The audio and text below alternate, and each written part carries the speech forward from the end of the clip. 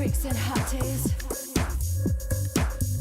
Everybody gotta get down. Hey!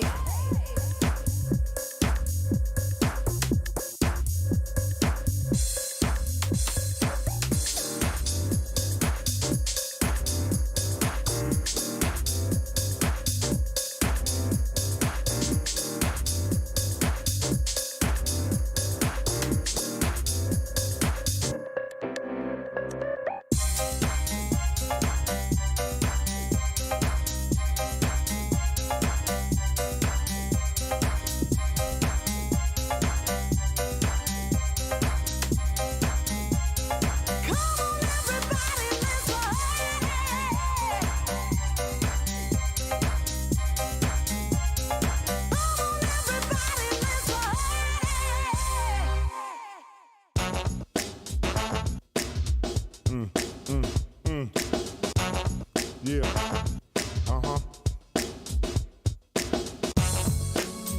Come on, here we go.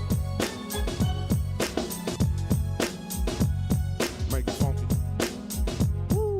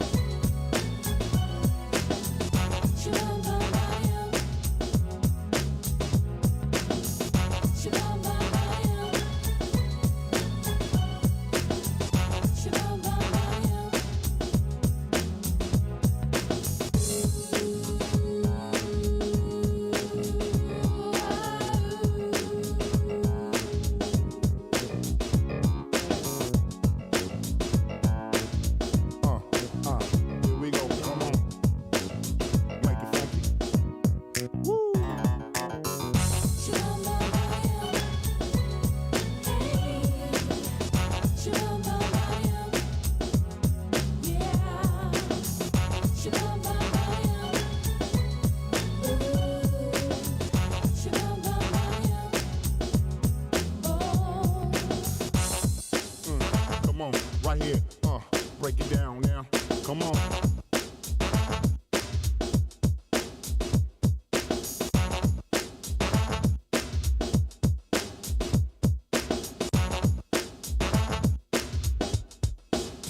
Make it funky.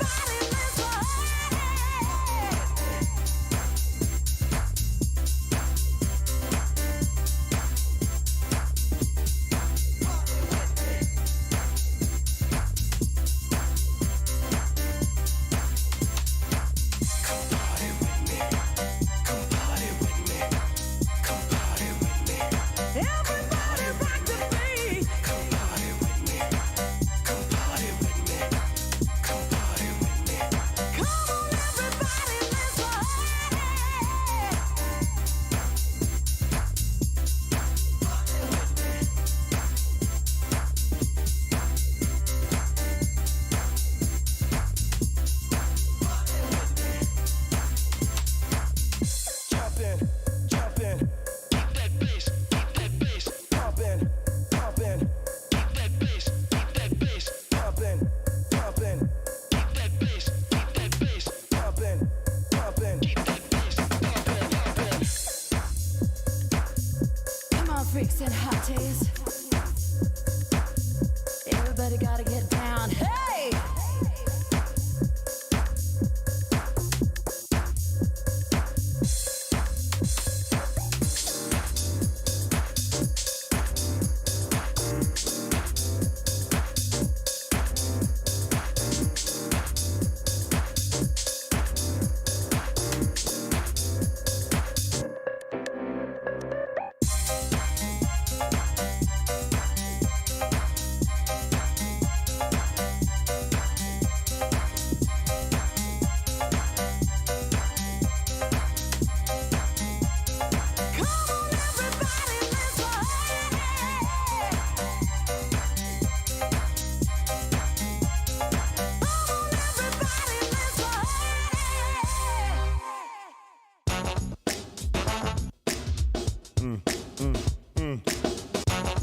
Yeah. Uh-huh. Come on, here we go. Make it funky. Woo.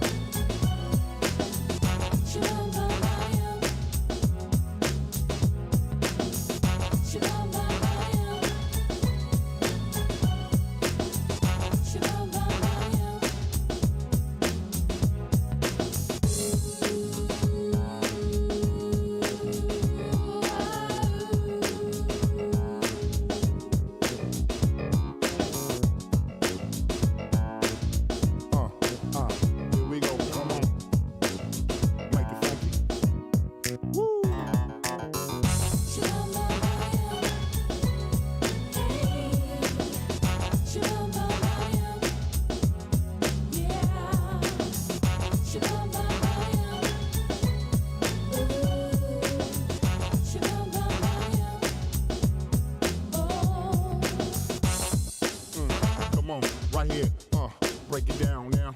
Come on.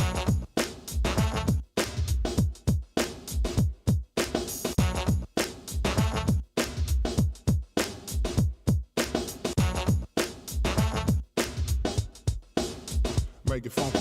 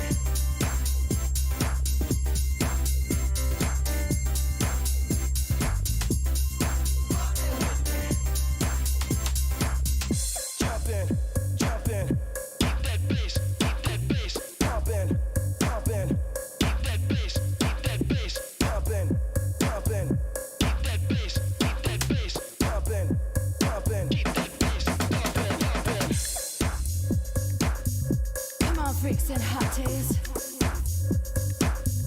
Everybody gotta get down. Hey!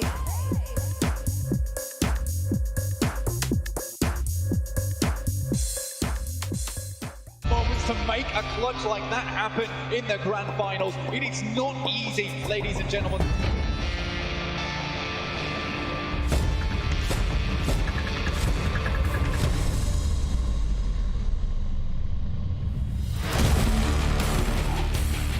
Pop their head up. Whoa, look at that, the double. Can we get another one? Something! Here they go. They're going to send in one of their McLarens right on over with the run.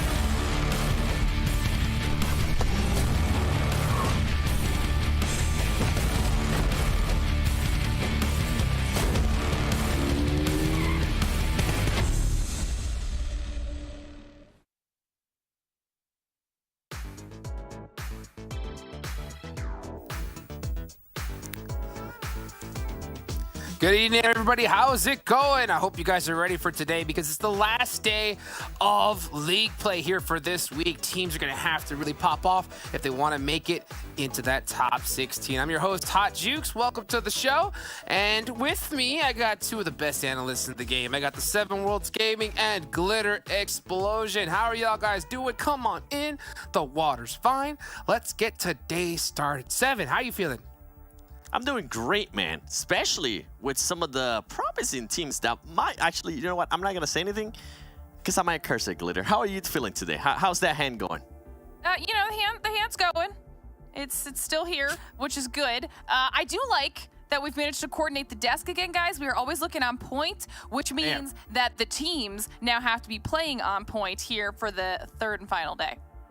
I think we all decided to wear blue because we don't want to see 80 teams in the red zone, right? In that hot seat, because a lot of squads are in that hot seat today. Why don't we go ahead and pull up the socials, though? Guys, make sure you go ahead and follow all the official Twitters, Discord, YouTube. Make sure that you're all followed up so you can keep an eye on what's going on and keep up to date. Make sure you use that hashtag PMPL as well, so that way we can know what you're talking about, man. We try to give the people what they want, and man, you're gonna have a great one here today. I'm so stoked. I am so stoked because I actually ended up getting a video from one of the players. So we get to see some of the players' perspectives here. Why don't we go ahead and roll it quick. Let's do it.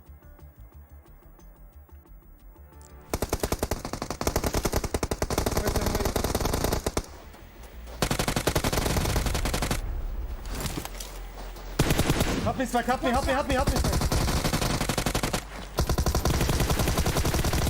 1 HP! He's 1 HP! Let's go, dude. The tried and true. I mean, the man has to have that trademarked right there. Carnage with the official, it's 1 HP. 7, I know that's got to make you happy, huh? It's like vintage Carnage. If you ever hear his comms, that's literally what it's like. Besides, it's Scoop's still alive, and then it's what you know what, Carnage, here you go. Just because I felt that no deep in my heart. This is for you, Carnage. There was a lot of panic in that final shriek, to be fair.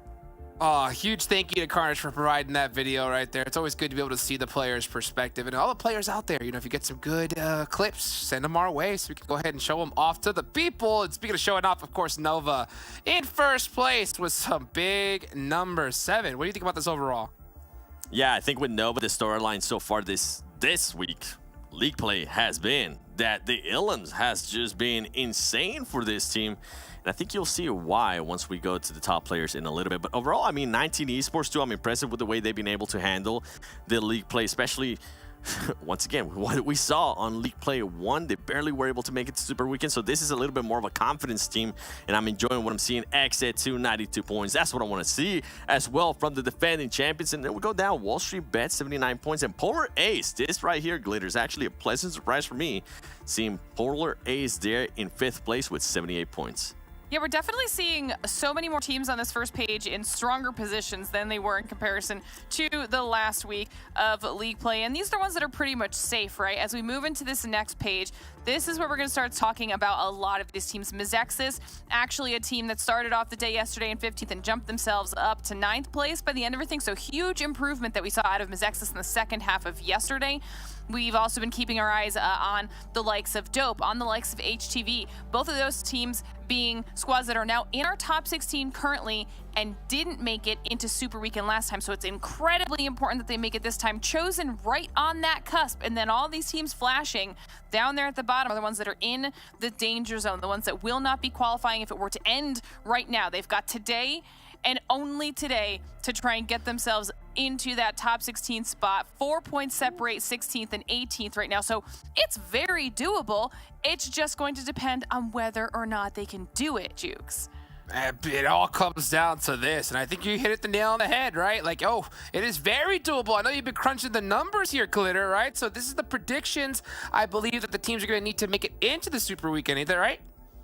Exactly, and you guys can see here, we're estimating it's going to be about 54 points as that cutoff threshold for the top 16, the very bottom of that will need to qualify into Super Weekend. Now, Four Bros and the Chosen, those are the ones that are currently in that top 16, Chosen being that cutoff point, and you can see that they both need 15 and 18 points respectively to hit that threshold. But not far behind, like I was just saying, BTOWN, Execute, both at only 22 points, Hitlist at 25 points. I'm a little bit concerned about K19, 41 points, considering the way that they've been playing, the points they've been averaging seems a little bit out of reach for them. But Chosen and Four Bros have struggled this week, and there is still a possibility for really anybody from 14th through 19th to do something crazy and get themselves in that right position. And it breaks my heart to see K19 with that roster to be where they're at. Unbelievable. I know it's doable, but I mean, heck, we got to go with what we've seen. And so far, it's looking really unlikely. You know, for a squad as well, it's been kind of hot and cold. It's going to be Dope Esports, right? LLC. They have had, they're kind of like at that middle, lower end of the pack, right? So why don't we take a little look at them here, Seven? Yeah, and right here, we're just going to be comparing the day 1 and day 2, how they've been able to perform. You can kind of see, like, in regards to points, it has actually gone down with what they've been able to do since day 1 to now day 2. You see the elims have also went down, and the average survival time has gone down for this team. Luckily for them, they are finding themselves in 12th place right now with 43 points, but it's still, I feel like this team is still within that danger zone because they're only, what, separated by, let me do the quick math here, 6 points if I'm not mistaken, almost 7 points from 16th place. And even if we go up to 19th place with what Glitter was saying there, all the way up to where Dope is, that's going to be a difference of 14 points, and teams can definitely get this. But with Dope, as I mentioned, day 1 was great for them. They pretty much ended up getting all top 10 spots. Yesterday, not so much. They ended up with a 14th place, 13th place finish with no elims too, so it's been hurting them. And something to keep in mind with this team too is that the last game, they're not going to play it. They're going to get a chance to play 4 games in a row. So if they're going to make something happen, if they're going to create themselves a bit of a cushion, I think it would have to happen here at the start, considering that they're going to have to sit out that last match. And I do want to give a shout out to Flash, because that man has been fragging out for his team, putting up 6 elims, pretty much putting up 28% of the elims for their team. And I noticed that they also play with 5 players so far this league play, which is interesting because this might be trying out different stuff considering how League Play 1 went. So far it's working, but barely, okay? Just barely, Jukes. All right, well, if they make it into the Super Weekend, it does. If it doesn't, then they're in really big trouble. You know, speaking of Super Weekends, the squad in last place after our first one, the Chosen, right? This is the team we were really looking at here, this league play, to kind of pop off, show us something as opposed to they did in that first weekend. So far, I think they're even more hot water than Dope. So let's go ahead and take a look at their head-to-head here graphic. And when we pull that up, yeah, you could just see those numbers right here. Yeah, and this is a squad that can't afford to... Oh, wow. The Zoo Takers in the background. It continues. Oh, unlucky. Zute had picked the Chosen at the beginning of the first weekend. To be fair, they did make it. It's that first super weekend, but then they finished at the very bottom of all of those teams, right? So they don't have enough points yet. They're not anywhere safe. So it's incredibly important for the Chosen to make it through to this next super weekend. And like we've been saying, you can see that the stats have fallen off from day 1 to day 2. They've gone down in their damage. They've gone down in their elims. Now, they're also not getting a whole lot of average points per game, right? And since they're on that bubble, they're only above 17th place by 4 points. They can't afford to have small amount of point games today. It's the last day, and they want to ensure they make it through to that super weekend because, like I said, they're not in a solid spot yet with their points. Absolutely. Top 16 is the goal, right? That's what we're looking at. Top 16. So we're going to be keeping a close eye on the bottom of the leaderboards. But of course, we got to talk about the teams that popped off so far in the league play, right? So I know we're going to take a look at the squads that have performed the best so far on each map. Get a little bit of that data. And look at this. Mezexis, Polar Ace, XSET showing up big here, Glitter. See, and this is why I love being able to take a look at the map stats every single week of League Play and every time we do Super Weekend because we get different names up here. I mean, we talked about in the overall, when we were looking at Mezexis, I had mentioned they had a huge uptick at the second half of the day, and now they have the best stats on Miramar. Polar Ace, I mean, you mentioned it, Seven. A squad that we got a chance to talk about a little bit here and there, but was mostly with these crazy heal strats from Trey, and sometimes Trey was popping off, but nothing crazy. Now you've got the full-on Kiyoshi mullet. Polar Ace has decided that Sanhok is theirs, and they're actually doing a really solid job with their average elims and everything like that. Now, of course, XSET, not surprised to find them up here with Erangel, but these stats are impressive. Do they matter that much today? Because unfortunately, we're only playing one Erangel match, so XSET needs to be able to pick it up on every other map as well. Heck, it's that humidity in Sanhok. That's what it is, right? He goes with that mullet. He's just swinging it in the air, and the man's just popping off, right? And let's talk about the guys that really popped off. The top 10 players so far in this league play. Up on top is QC7. Oh, I know you got them glasses on, baby. You have to. I do.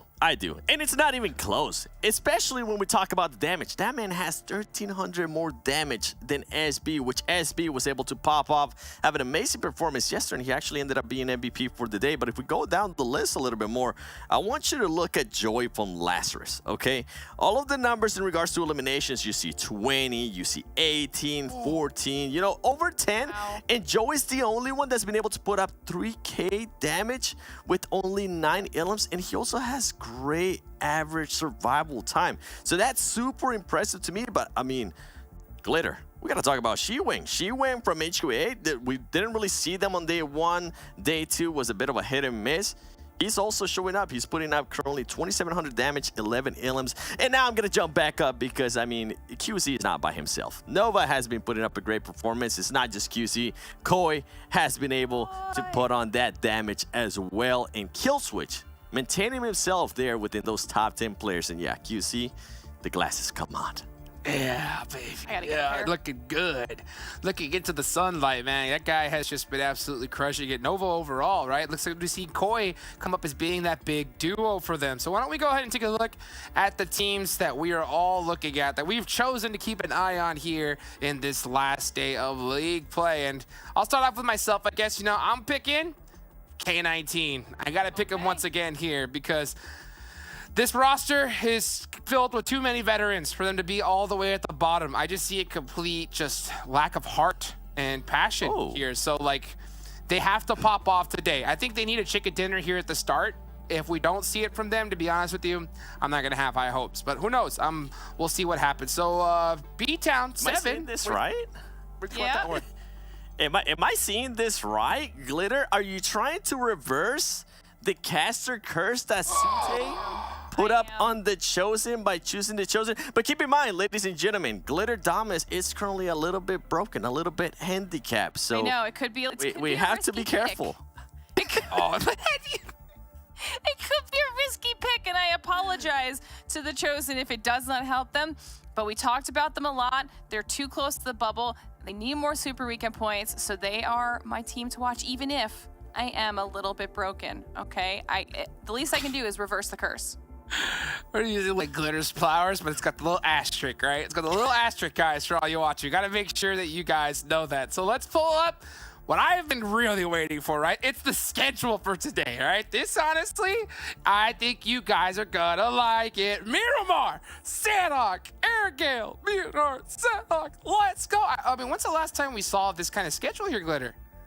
I love this so much because this is when things start to get spicy. We've got 2 Sanhoks. Is Polar Ace gonna end doing really, really well for themselves all over again? I mean, Mezexis now gets 2 Miramars to be super successful on, and Erangel. Obviously, the map that all of our teams should be the strongest on is the one map that the Chosen is actually not playing today. So things are gonna get insane across the board.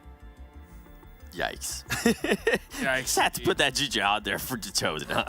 You just had to put that out there. Hey, luckily though, K19 Jukes, it's gonna be sitting out on the first match. I actually, you know what? I don't know if that's a luck thing or maybe a bad thing. I wonder if they would be better just starting off playing right away, Jukes.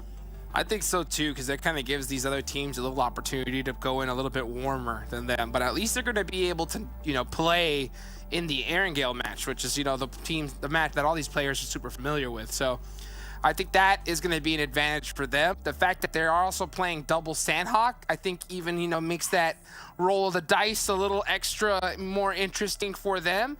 But at the end of the day, I think, you know, what Zute said before, this is a squad of really good players, right? They're veteran players, have been on some serious rosters. And at this point, even Zute was saying, right? He feels that, you know, these players have been carried this whole entire time, what the numbers are putting up now. Because to be honest, I hate to say it, but the numbers don't make sense. They just don't make sense. Ain't that right, Seven? The numbers don't lie, my friend. No matter how much you like to complain on Twitter, the numbers that you put up here in the PMPL do not lie. And right now, they're not looking good. They're not looking good at all. They're not even close, man. Like, we're talking about the bubble graphic. I didn't even want to mention them because they're just so far away. So it's the longest shot out of everybody within that bubble graphic. Yeah. Prove us wrong, right? Prove us wrong. Let's see what they could do here, but they're not playing this match. The rest of the squads will be playing. So, guys, thank you so much for starting off the day off with me. We'll catch you right after game 1. Let's go ahead and bring in the casters for today, and we got a heck of a lineup because we're starting off with Miramar. I'm hyped. Zute, Necro, how is it going? You guys ready for the desert? Oh, I am definitely ready for today, and I saw those teams to watch out for. I saw what Glitter did. Glitter trying to reverse my Cassacres. So who you picking? I don't know, man. So who you I'm feeling like we need a head-to-head Zute versus Glitter. Maybe we get that graphic switched up. I'm gonna go with the Chosen, and hey, let's spice things up. I don't know. How do you feel, Hot Chicks and Necro? You guys down for that? I love it. I love cool, it. yeah.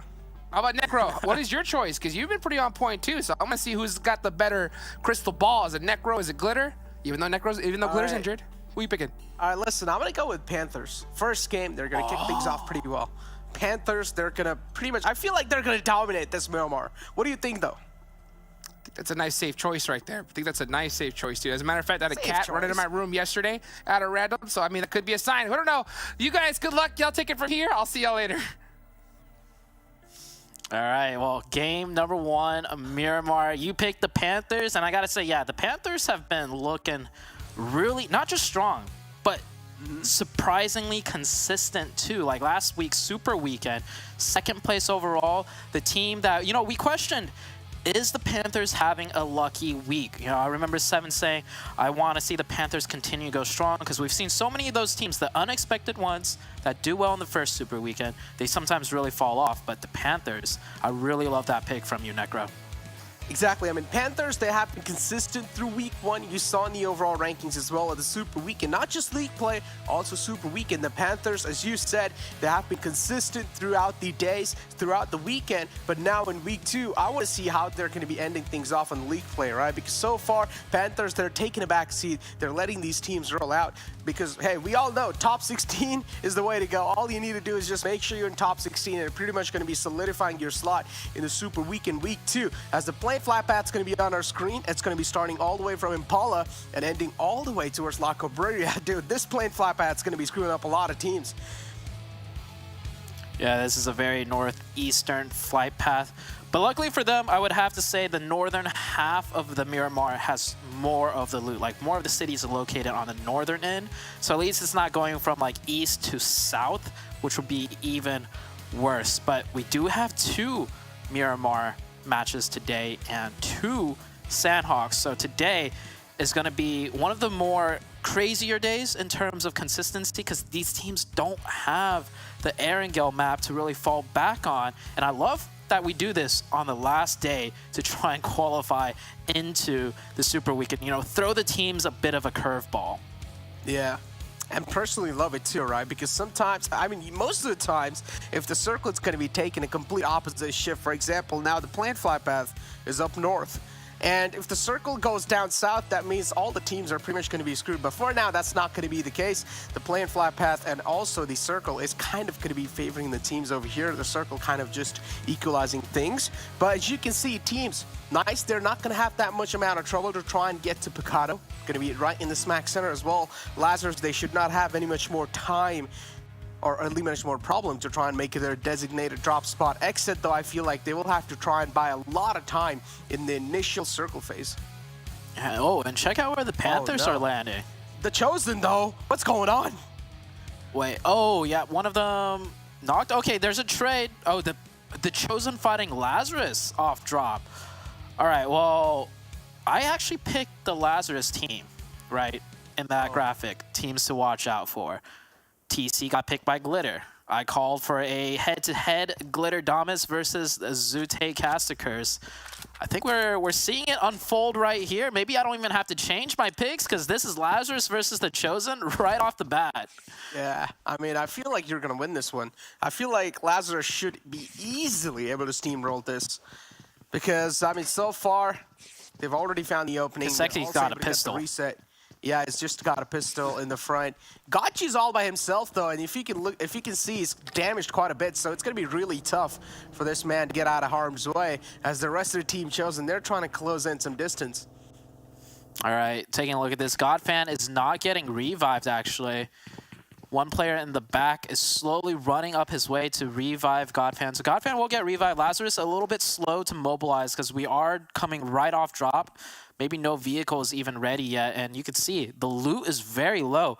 Lazarus, they're sitting comfortable to qualify.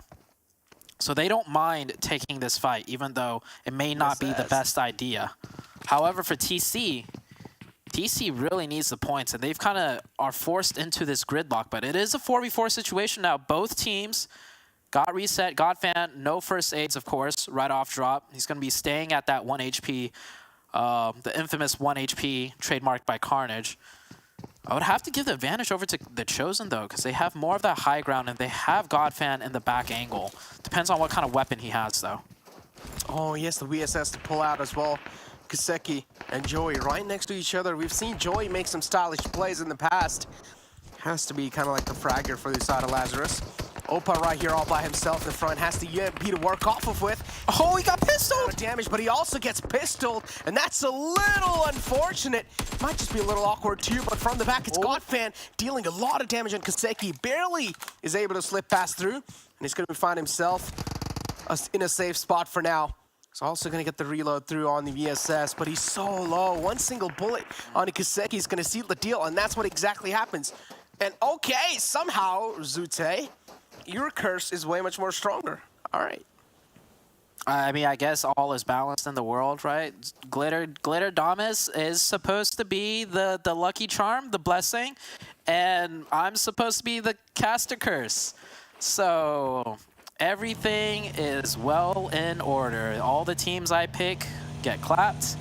All the teams Glitter picks gets blessed. So, wow. Who would have thought? We literally made a joke about this. Like, you can almost say this is scripted. You can almost say this is scripted.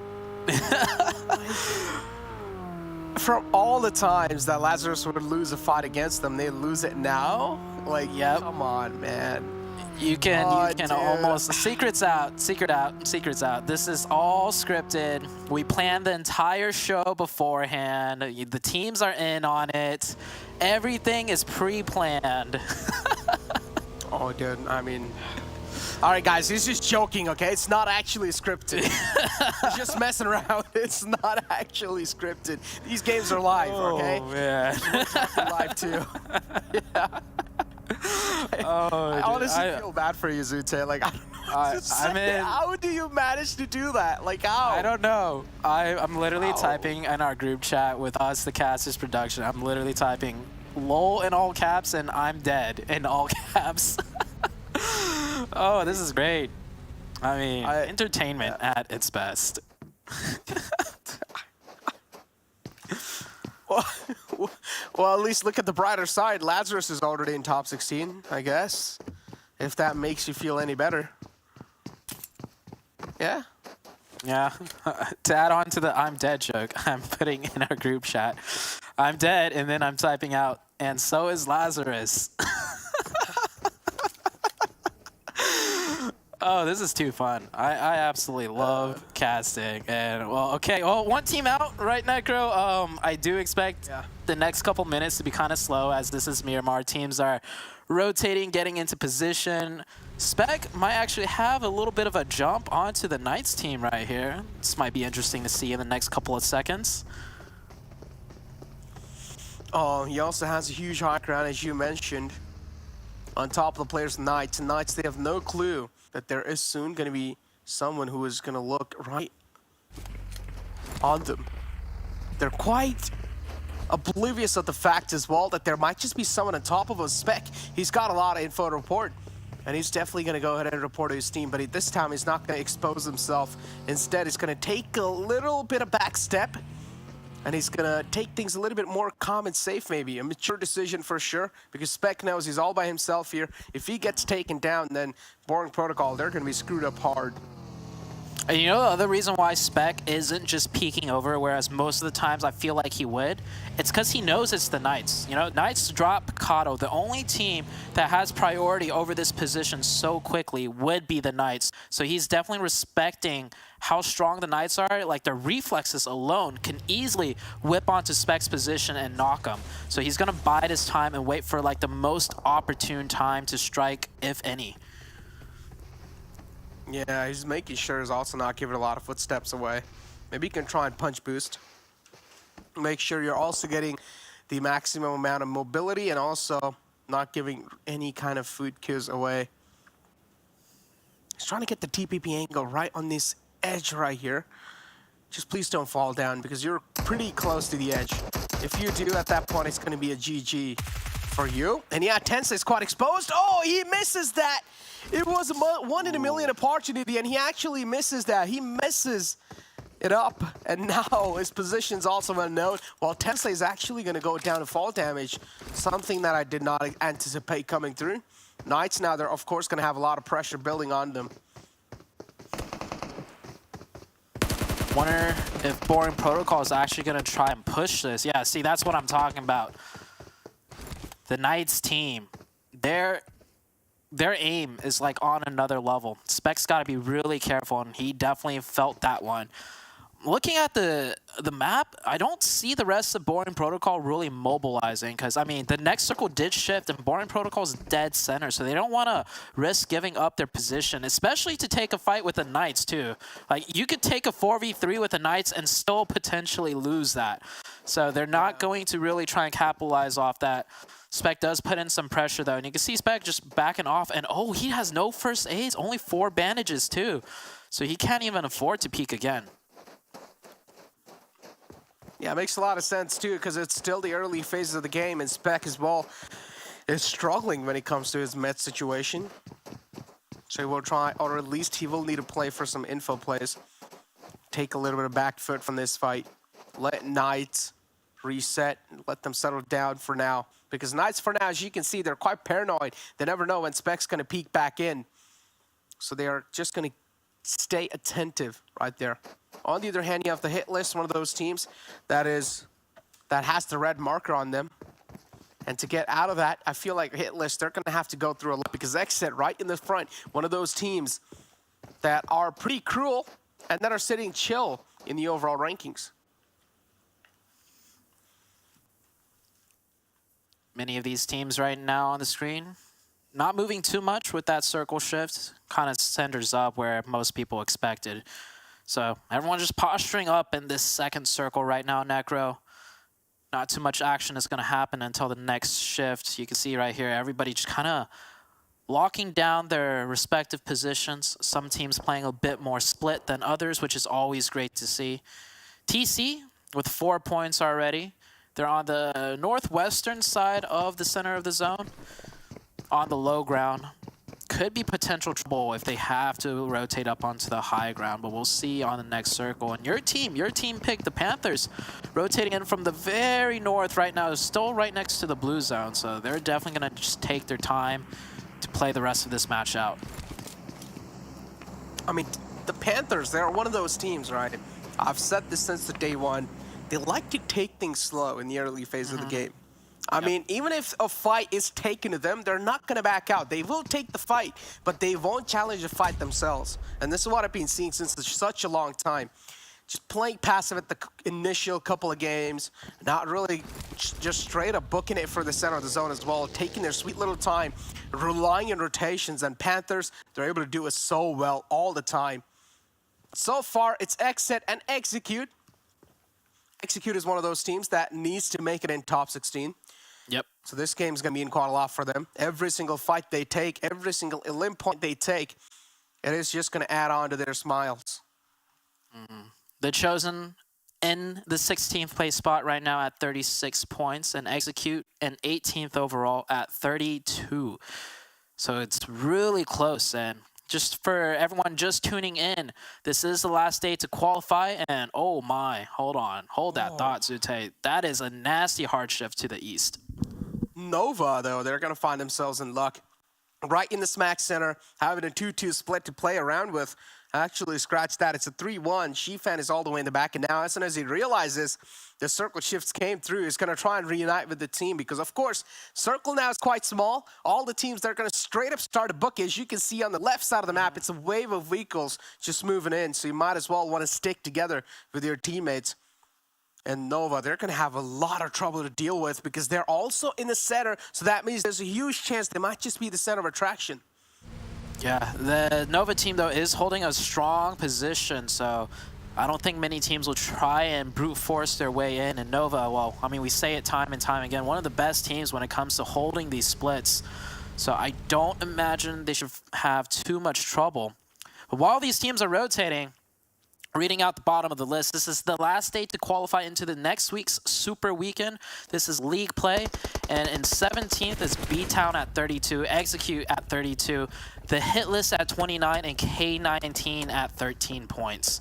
So these are the 4 teams in the hot seat. And of course, even if you're in 15th, 16th, 14th, and so on, you're also in the hot seat because you can easily get overtaken and kicked out of the top 16. I mean, we have 5 matches today. A lot can change in these next 5 games. Talk about a lot can change. I mean, the hit list, every single point's going to change a lot for them as well. They're just making a bold rotation out of the open. So many bullets caught. But Shivang as well, he takes a nice reply right in his face. He will need to back off for now. HQA, though, they have a pretty great positioning in this fight, but the hit list, they're not going to back out from this fight. They realize Shivang's quite low, and they're just going to bring the fight to him. A nice knockout being found, a nice opening as well they're trying to capitalize on. But Cyanide, he's just going to get the confirmation and maybe try and back off here. HQA is the team in the front. Now they know exactly who they're going up against. So far, HQA as well, they have been a name that has been so consistent throughout the week 1, and they're looking to carry the momentum forward even in week 2. Subpick's going to move in. Cyanide spots out, but a nice trade from him. He's going to equalize things now. The man number equalized. The hit list down 2 players. They are only left with 2 players to work with. If I'm not wrong, it's a 2-on-3. Yeah, it is. Jatji, one of the most experienced players here on the hit list. I've seen this man do crazy things. He's definitely one of the clutch players I'd watch out for, and it's kind of all on him. He's got to fend off this 1v2 right now. If he can manage to get at least 1, that'd be good. He gets 1 with half HP still up. This is the Jatji that I know and love. This guy has done some great things, and Cross actually falls down off to the side. 2v1 situation. Iconic, I don't think Iconic has any meds. He has not healed up at all yet. Cross. Iconic should do damage. Oh, the blue zone. Yeah. Oh, no. Yeah. Blue Zone takes him down. 1v1 situation now for the Hitlist and HQA. The Hitlist, like you mentioned, really need this. And Jatji, oh, the pressure's on. He's going to run. He's going to run instead of taking this 1v1. I honestly feel like they should have taken that 2v1 right there. Because he should have realized, okay, the guy in the front's quite low. I mean, Jatji's teammate, which was Iconic, was quite low. So Iconic could have just been like that distraction, you know? And then from the back, Jatji could have tried to take him down. But again, we're expecting a bit too much in such panicky situation. As the circle is going to take shift, and this time it's going to be quite a curveball shift as well. Up north, out in the open, there's not a lot of cover to play with. There are a couple of compounds, though, which are still left uncontested. Pretty sure as time's going to pass by, teams that are there are going to try and get those compounds in their hands. Execute right here in the front. One of those teams that still need to make it inside the zone. The Wall of Death is doing so much damage on them. Fate is trying to tank it at the same time. Heal itself back up, but it's going to be quite tough to make it out alive from that. Knights here having full control of the high ground to play with. Nova also getting charged on before pros. One of those teams they have been going up against is the Sanhok map, but this time it's going to happen in Miramar. And Nova once again shutting down 4 bros. By the way, the circle had hard shifted to the north and actually blesses TC. Whatever Glitter Damas eats in the morning, I need to figure that out because I need some more of that in my diet because I am just the complete opposite when it comes to taking these team picks. But the Knights, you mentioned it, they're in a good position, looking to gatekeep out Nova now. Nova versus the Knights, this is always going to be a fun one to watch. The Knights on the defensive, Nova will have to kind of press on into the Knights team. Yeah, 2 of the highest skilled teams out there. Indeed going to be a battle to watch. Nova, they also spot out a couple of teams in the back. There's just way too many angles to try and cover from. So Nova, they cannot really play this as free as they want to. All on the other hand, Knights, as I said, they look like they're in full control of this. And as you said, they're just trying to hold Nova off at bay. Are they going to be able to do so? That's what I want to know. But Dope, on the other hand, they found an opening against BTOWN. A nice dig on enemy hills right there. As QZZ is trying to convert the knock. Maybe potentially trying to steal that kill right there. Bolty is being spotted. QZZ is just looking for that connection. He's not going to find it. So, but he still connect a couple of shots on the players of BTOWN. Midnight taken down solo, and he doesn't even have a lot of mets to work with. You know what's insane? Every time the camera is on QZ and I look at the total kill amount for the team, he's at least half, if not more. Right there, I saw 5 eliminations. Great shots by Xenox. Ooh, with the AUG too. But yeah, 5 eliminations for Nova. And QZ, of course, he has like 3, if not more. So, I mean, QZ, insane. Oh, Nova up to 7 eliminations now. Looking really good. Yeah, they're looking so good. Knights right here. All 4 players up. Looking so calculative as well. They're just taking that calculated risk. Oh, this time the Molotov's going to be locked in quite close. Nova, they'll need to try and back off. The call's being made. The teams in the front's going to be quite damaging for them. So now this time they're just going to try and rotate all the way from the other side. Yep, as you said, a bold, a nice rotation, a high risk, high reward. And this time it seems like it's going to pay Nova off. Yeah.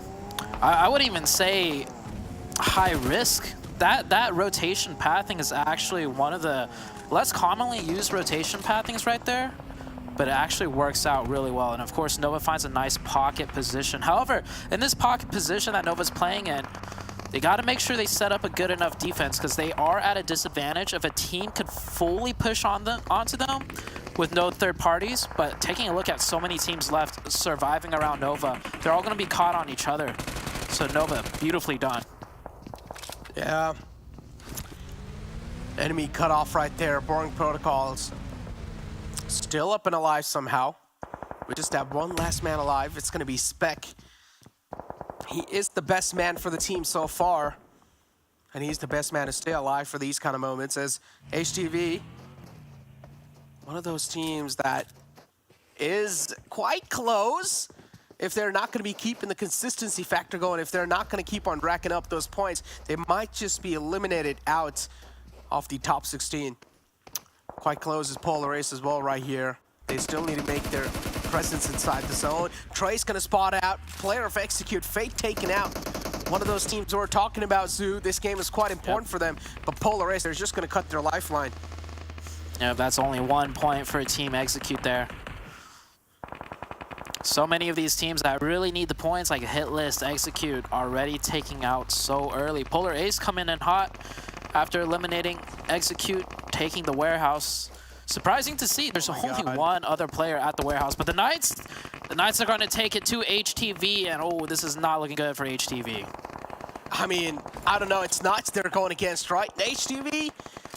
Oh, this time they're not going to be able to avoid any sorts of eyes, and Tensa is just going to flank in from the left. An easy wipe. They make it look so easy. Some light work on the players at HTV. Oh, no way. HQA as well is going to follow it up with another one. 7 teams alive, though, still. And Knights, they find themselves a nice footing in the zone as well. As you can see on the north side, it's Team Chosen going against Team Panthers. And so far, it seems like Team Panthers are struggling quite a bit. But oh, if I'm not wrong, it's the final man from the Panther who eliminates out Team Chosen. And then the Panthers gets eliminated. Look at Nova, 12 eliminations, and QZ has half of that. Of course, he has at least half of the total eliminations, but he does get shot in the back by the last player of Boring Protocol. Nova not clearing out their sides completely. If Spec wasn't here, though, that would have been a really good push by the Nova team. So a little bit of an oversight, but I mean, look at how Nova's playing. They're playing so confidently right now. They were taking care of the northern side and the southern side of the circle all at one time. So I love seeing that confidence. Unfortunately for them, Spec will be backstabbing them. However, Spec gives up his position, so now the Knights team is aware of the last player of Boring Protocol on that southwestern side. Yeah, I don't know if you can see, but look at Koi on the north side. It's Spec. so separated out. Nice shots from Spec. Oh! Another one, too. Oh, that's a big duo taking out the game. Xenox as well. Coops as well is taking so much damage. Spec single-handedly is putting in so much damage. He's nailing these shots on the players of Knights. Coops now left with no other choice. Then he exposed himself. Spec, oh, he's going to be forced out by the play zone. Such an unfortunate ending for this man. I feel like he could have just 1v4'd Knights. With a UMP of all guns. I mean, we know the UMP is pretty strong. Some would say overpowered. But at that distance, against the Knights, you better be hitting more than 50% of your sprays, like your shots. And Spec was nailing the Knights. That was insane. I mean, oh, Spec. If Boring Protocol had more than just Spec alive there, the Knights could have been potentially eliminated right there and then. But, oh, Nova's stepping up, though, trying to take advantage of what Spec did, finishing the work. Kindness. 14 eliminations, by the way, for this Nova team. Oh, they're looking so good. Nova's forced to rotate in. Good shots by Xenox off the back of the buggy. That will give them the pressure to rotate in.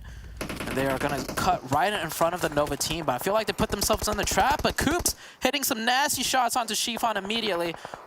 Xenox, last one up. Nova still with 2. Yeah, but Coops immediately goes down as well. So something that's not affordable, but also buys enough amount of time to get the res back up onto himself. Kindness as well is going to go for the same opportunity. 3 players up for Nova, 2 players up for Knights. Nova so far in the lobby. If you talk about the advantage, they have the most advantage with the man number to play around. But this nade's going to be lobbing it quite close. He crawls in, but not close enough. It's not going to find the sweet spot. As Kindness, he's just going to straight up charge on in. Xenox now will need to make sure he's taking care of Kindness right there in the close fray. What a nice nade, and then Coops is going to follow it up. It seems like Nova, they might just get dismantled as they're going to get the equal trades on the board. But oh no, scratch that. It's Knights who get put 6 feet under. That was a nice push out of Nova. A 2v2 with Koi instantly coming in on the off-angle side at the perfect timing to take advantage. And Nova will get that full reset. It's a 3v2v1 with the circle favoring Nova. And Nova's about to hit, if I'm not mistaken, around 20 eliminations in one game. This is going to be a record. 17. At 17, can they hit the 20? I mean, there's 3 players left, but most likely I feel like Polar Ace is going to take the fight with XSET here before they push out into the open and get destroyed by the Nova team. Don't fight. Want to see a 20 bomb in the game. Apology though. Oh, yeah, he's left with no other option. He'll need to fight back. Two players, too many players to deal with at the same time. Polar Ace, they're going to put the final nail in the coffin for XSET. Now it's a 2-on-3 situation. Polar Ace, the wall of death, the play zone's also going to start moving, and Polar Ace, they realize there's no way back. There's no way home from this, and they're just going to give up. They're trying their best to heal it, though. They're trying their best to match strat it. Kiyoshi, he messes it up. Oh, no, it's done. Polar Ace, they screwed up. I don't think Polar Ace screwed anything up. I think he realized there was just one team left alive, and when Nova started pushing to confirm those points, he was like, okay, I'm just going to go down to the blue zone. I'm not going to give them any more points because, I mean, Nova Esports, do they even need the points? They don't. They've been absolutely dominating this league week, and they start off hot, extremely hot, the hottest we've ever seen. And what better way to start off on Miramar? 18 elimination chicken dinner. It was absolutely clinical the way they played that too. We saw that one beautiful pocket rotation they made when they were about to engage onto the Knights, and that circle shifted north. Not only that, I think they were up to 12 eliminations even before that amazing rotation. So it's showing that they really got, you know, all of the fundamentals down to a very high level. Look at the round report. QZ, 6 eliminations, highest damage. Koi, most nade elims. I guess nobody got nade elims here in this match at 0. But Spec also showing up for Boring Protocol. And Top Traveler, unfortunately for Fate, Top Traveler only nabbed, I think, the Execute team just 1 point overall in that match. Yeah, they didn't really get a lot much more done, and they actually that game was really important for Execute to set the momentum forward. But it seems like for now that's going to be it from our side. But don't go anywhere. We're going to be right back after this short break.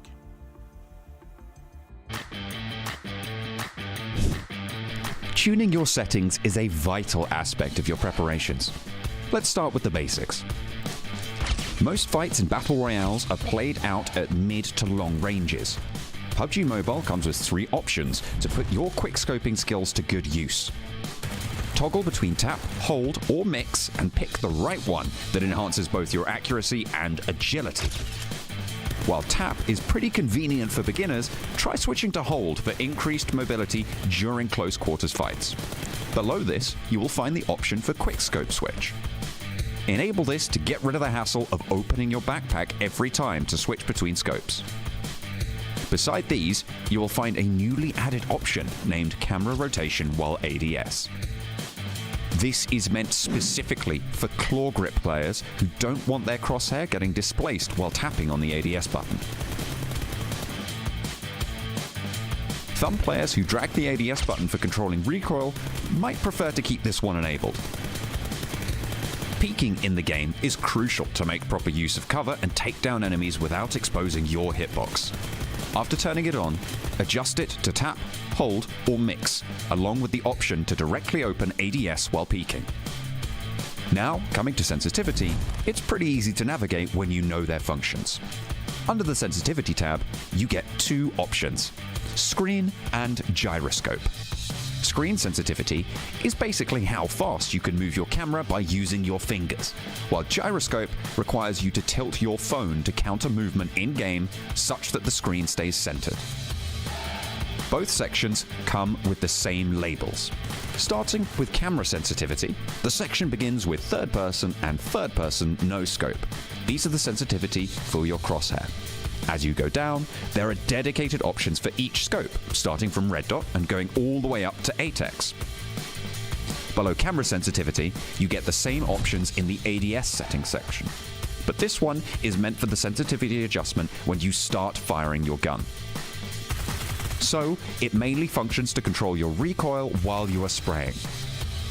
There's also the choice to keep both camera and ADS sensitivity identical by choosing the close option in the separate settings section.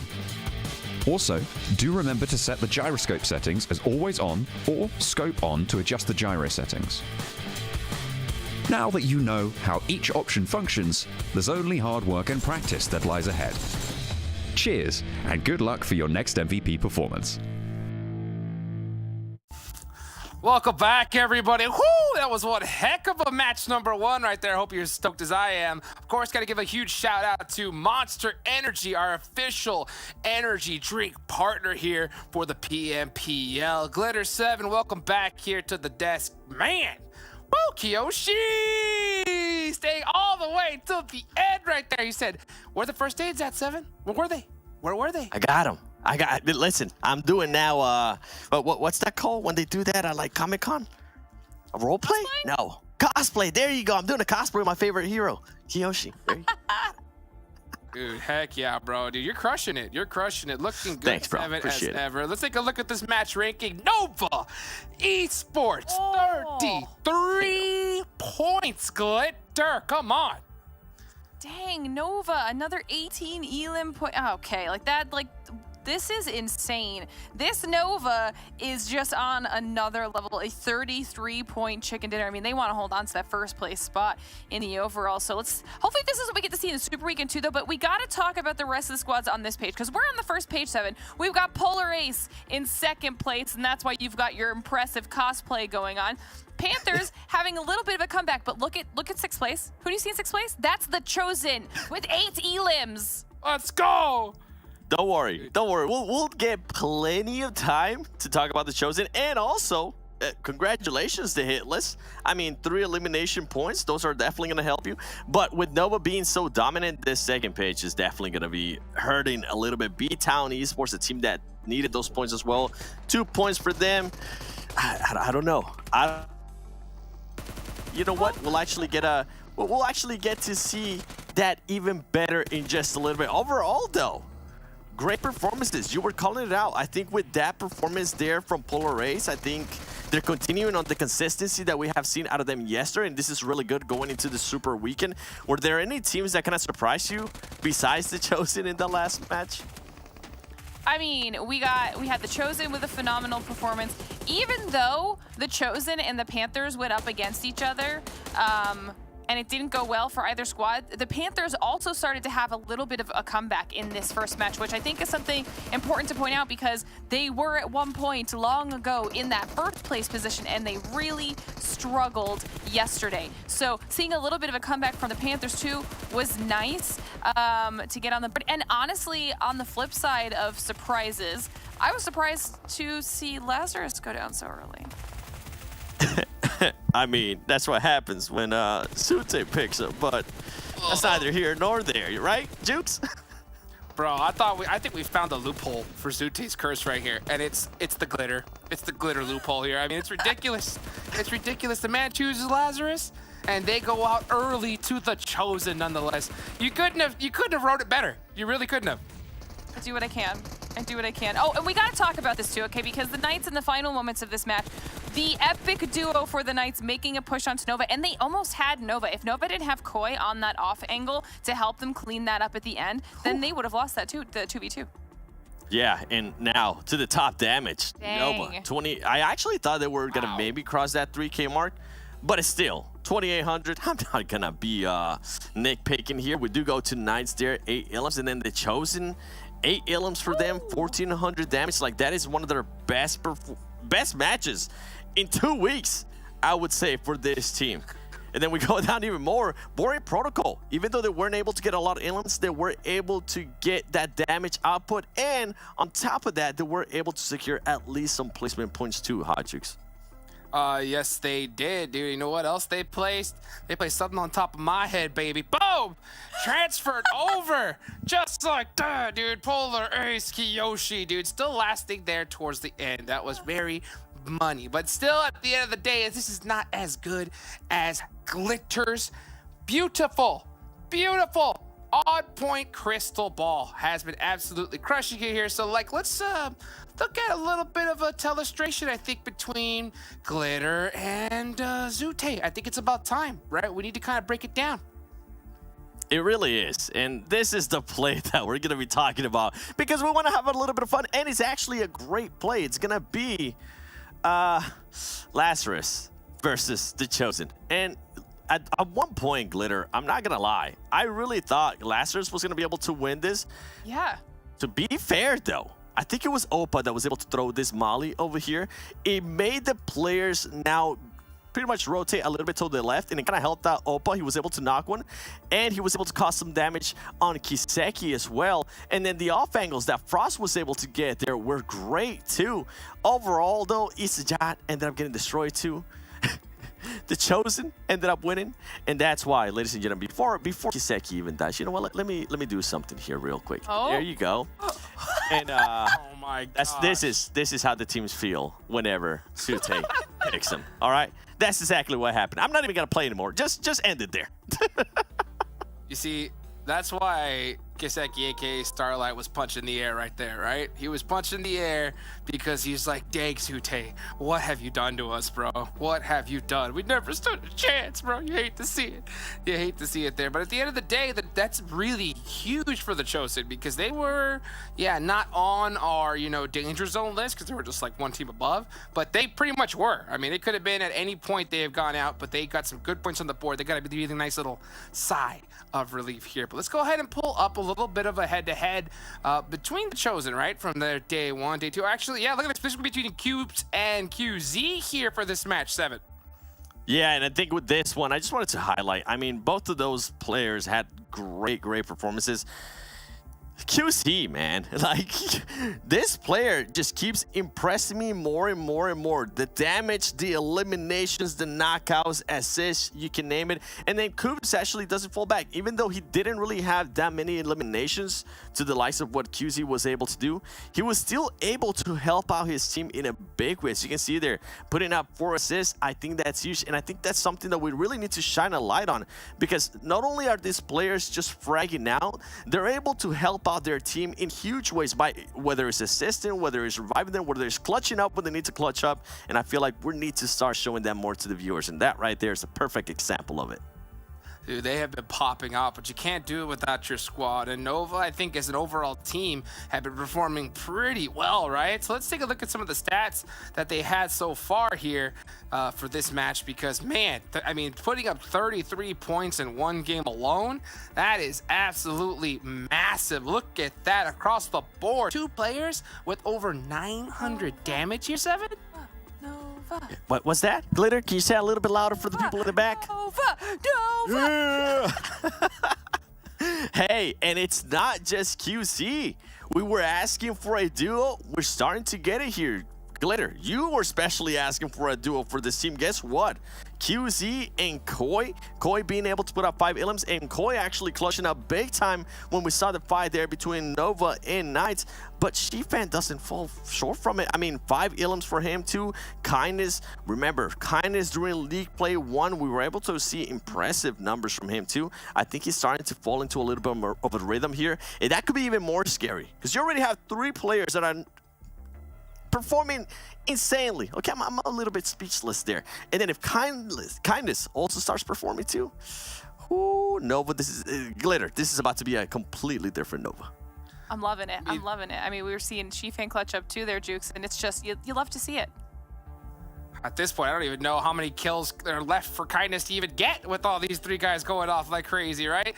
Well, I want to talk about the team that, you picked, 7, and that's BTOWN, right? BTOWN, they've been a squad that we want to see perform well, and let's look at a nice little graphic here between them and Execute. Glitter, talk to us. Okay, we got to look at this, all right? Now, the reason this is important, and the reason it might not look impressive at first glance, but the reason it matters is because these were the 2 teams that were tied at the exact same amount of points heading into this game, right outside the bubble in 17th and 18th place. Both of these teams needed an impressive performance and some good points on the board, and we're not seeing that, right? We're not getting the damage. We got the 1 elim on BTOWN, and I know Execute did get some placement points as did BTOWN in that last match, but that performance, especially when you take into consideration what we just saw the Chosen do, who's trying to keep themselves from falling below the bubble, it's not going to be enough. So we really need to see them pick it up. We're now 1 game down. There's only 4 more, so there's not a whole lot of opportunity left.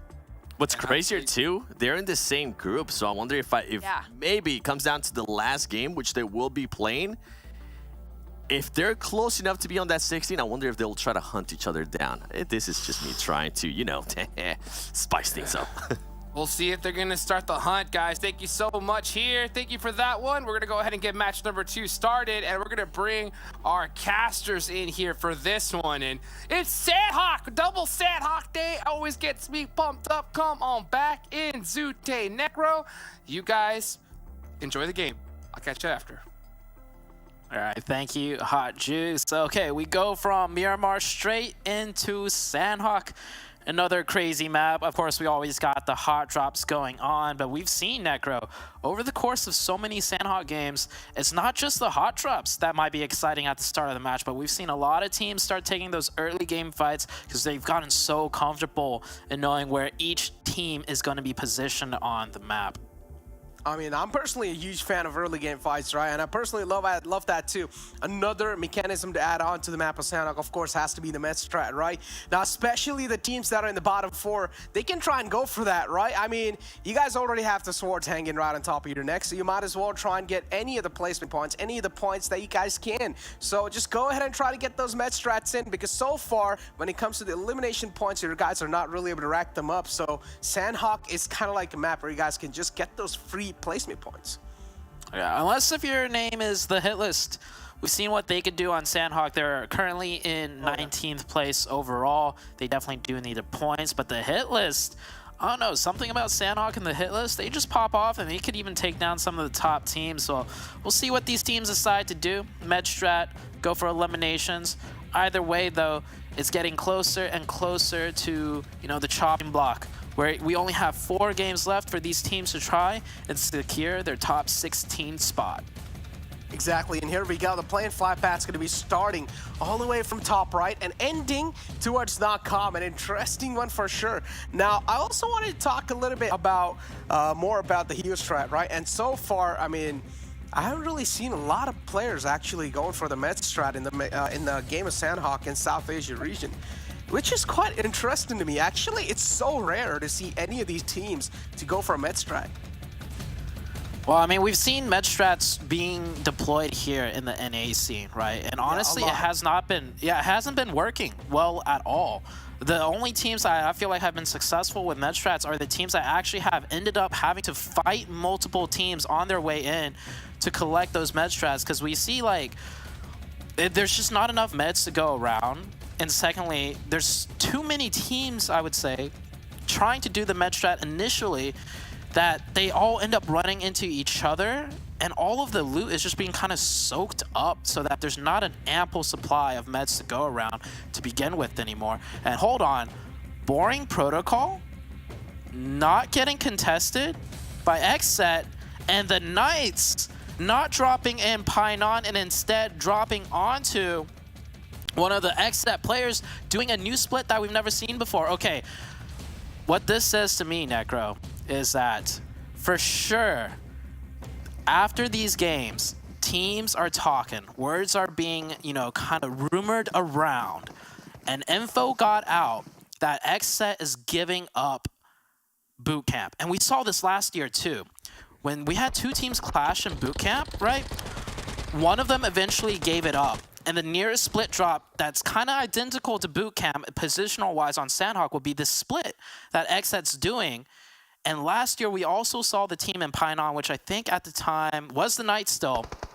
They gave up Painon completely to target one of the split locations of, you know, that split drop alternate of boot camp, to kind of tell them, yo, we don't want you taking this split drop either. You either go fight that team in boot camp or we'll fight you. So it's like a do or die situation. Like, I mean, I absolutely love that. I know we have this fight going on between HQA and the Hitlist, but that is really cool to see that, you know, even though we never saw XSET leave that bootcamp drop and do this new split, the Knights knew about it and they targeted XSET, and they're not going to give XSET a free pass either.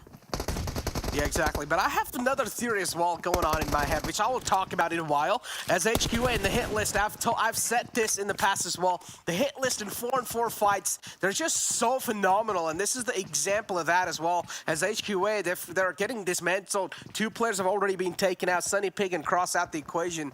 Now it's all down to Sub Pig in the front.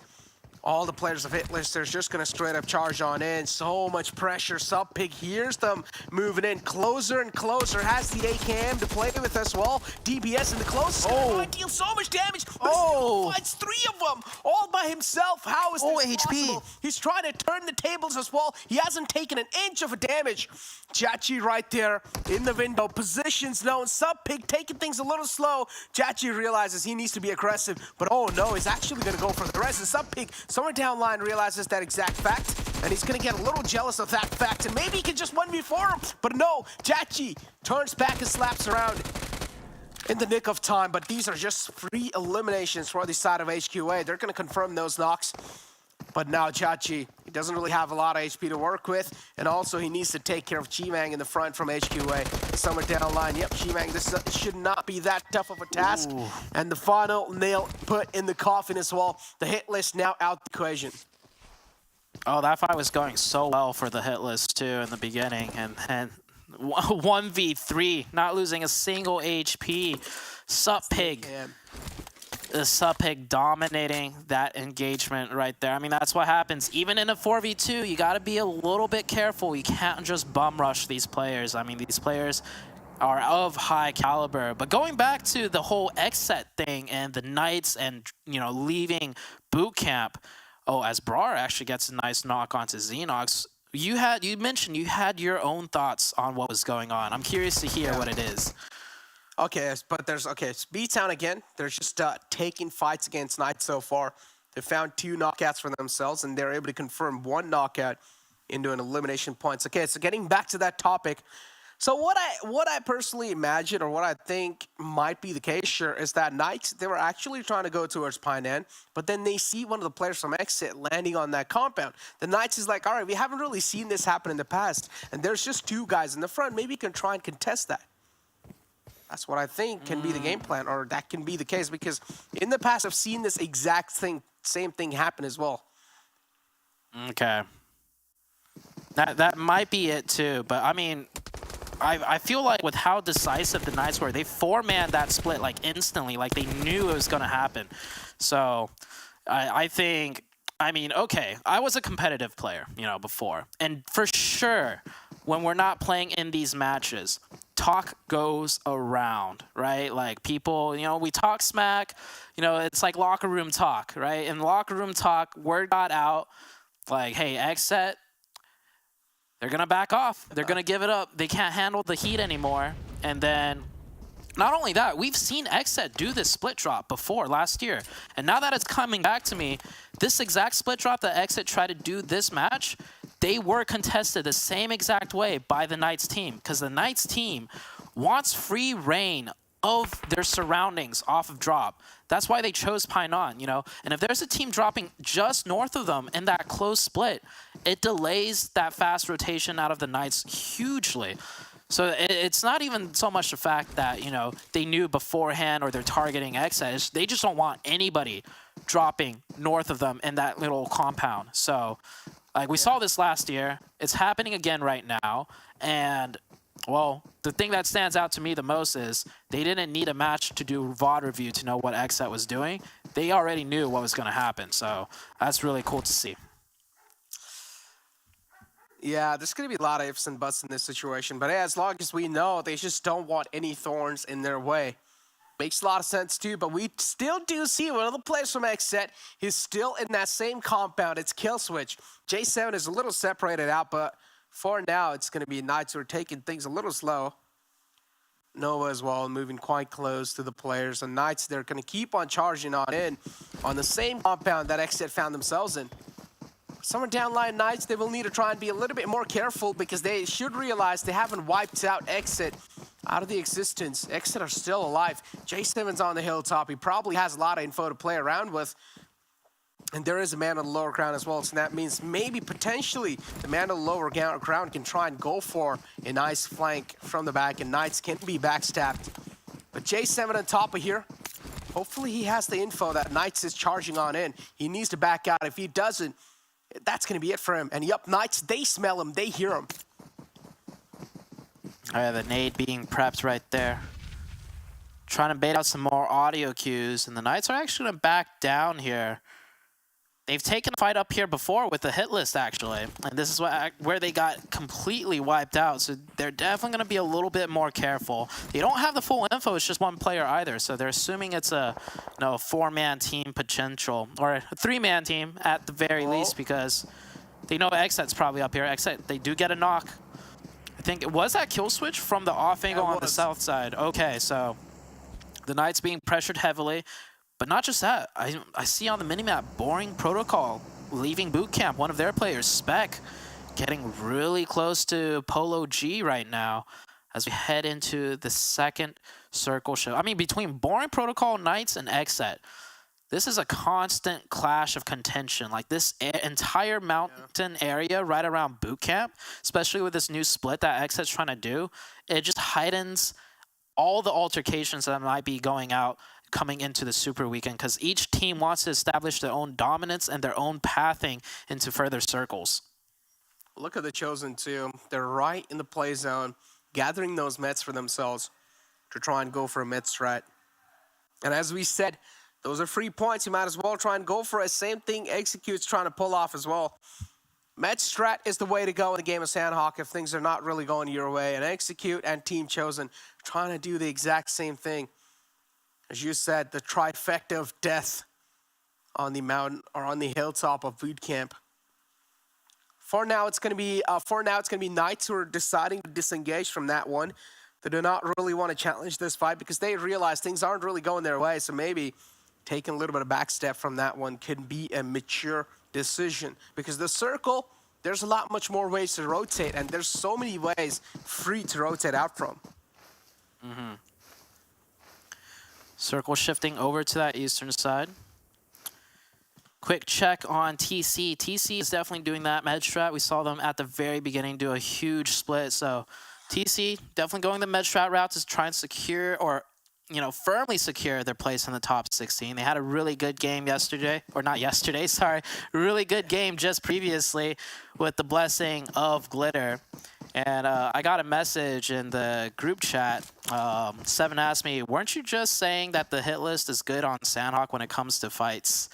I did say that at the beginning of the match, and the hit list did get destroyed at the beginning of the match. So, I mean, I don't know, man. Like, there's no more way for me to get out of this. I'm just literally the caster curse, like 100%. Like, that is me now. There, no ifs and buts. Oh, dude. I mean, I know it's all just like unlucky thing, like. But it's still like, I don't even know, dude. How are you able to pull this off? It's like, at this point, I might as well just make a team and have you by my side. And just be like, all right, there's this team. This team is being a problem for my team. And you'd be like, all right, this team's going to win. And then they just get wiped out by my team, Easy 4 points. And the next PMGC team. Ooh. Just have Zoot as analyst. Easy clap. I don't know, man. It's like a double-edged sword to me almost, because as an analyst or a caster, it's like I should know what I'm saying, right? Like, this guy Zute, he's knowledgeable. He should be right on the stuff he says, but I am completely wrong every single time. Teams to watch out for. Lazarus, yeah, I mean, they were talking to me. They're going to tighten things up. They're the team to watch out for this week. Absolutely clapped in the beginning. Going into match 2, oh yeah, the hit list, they need points. They step it up on Sanhok. We saw them eliminate this team, that team the other day. Start of the match, they're the first team to go out. So, I mean, yeah, I got nothing else more to say. But we're going to head into the next circle shift.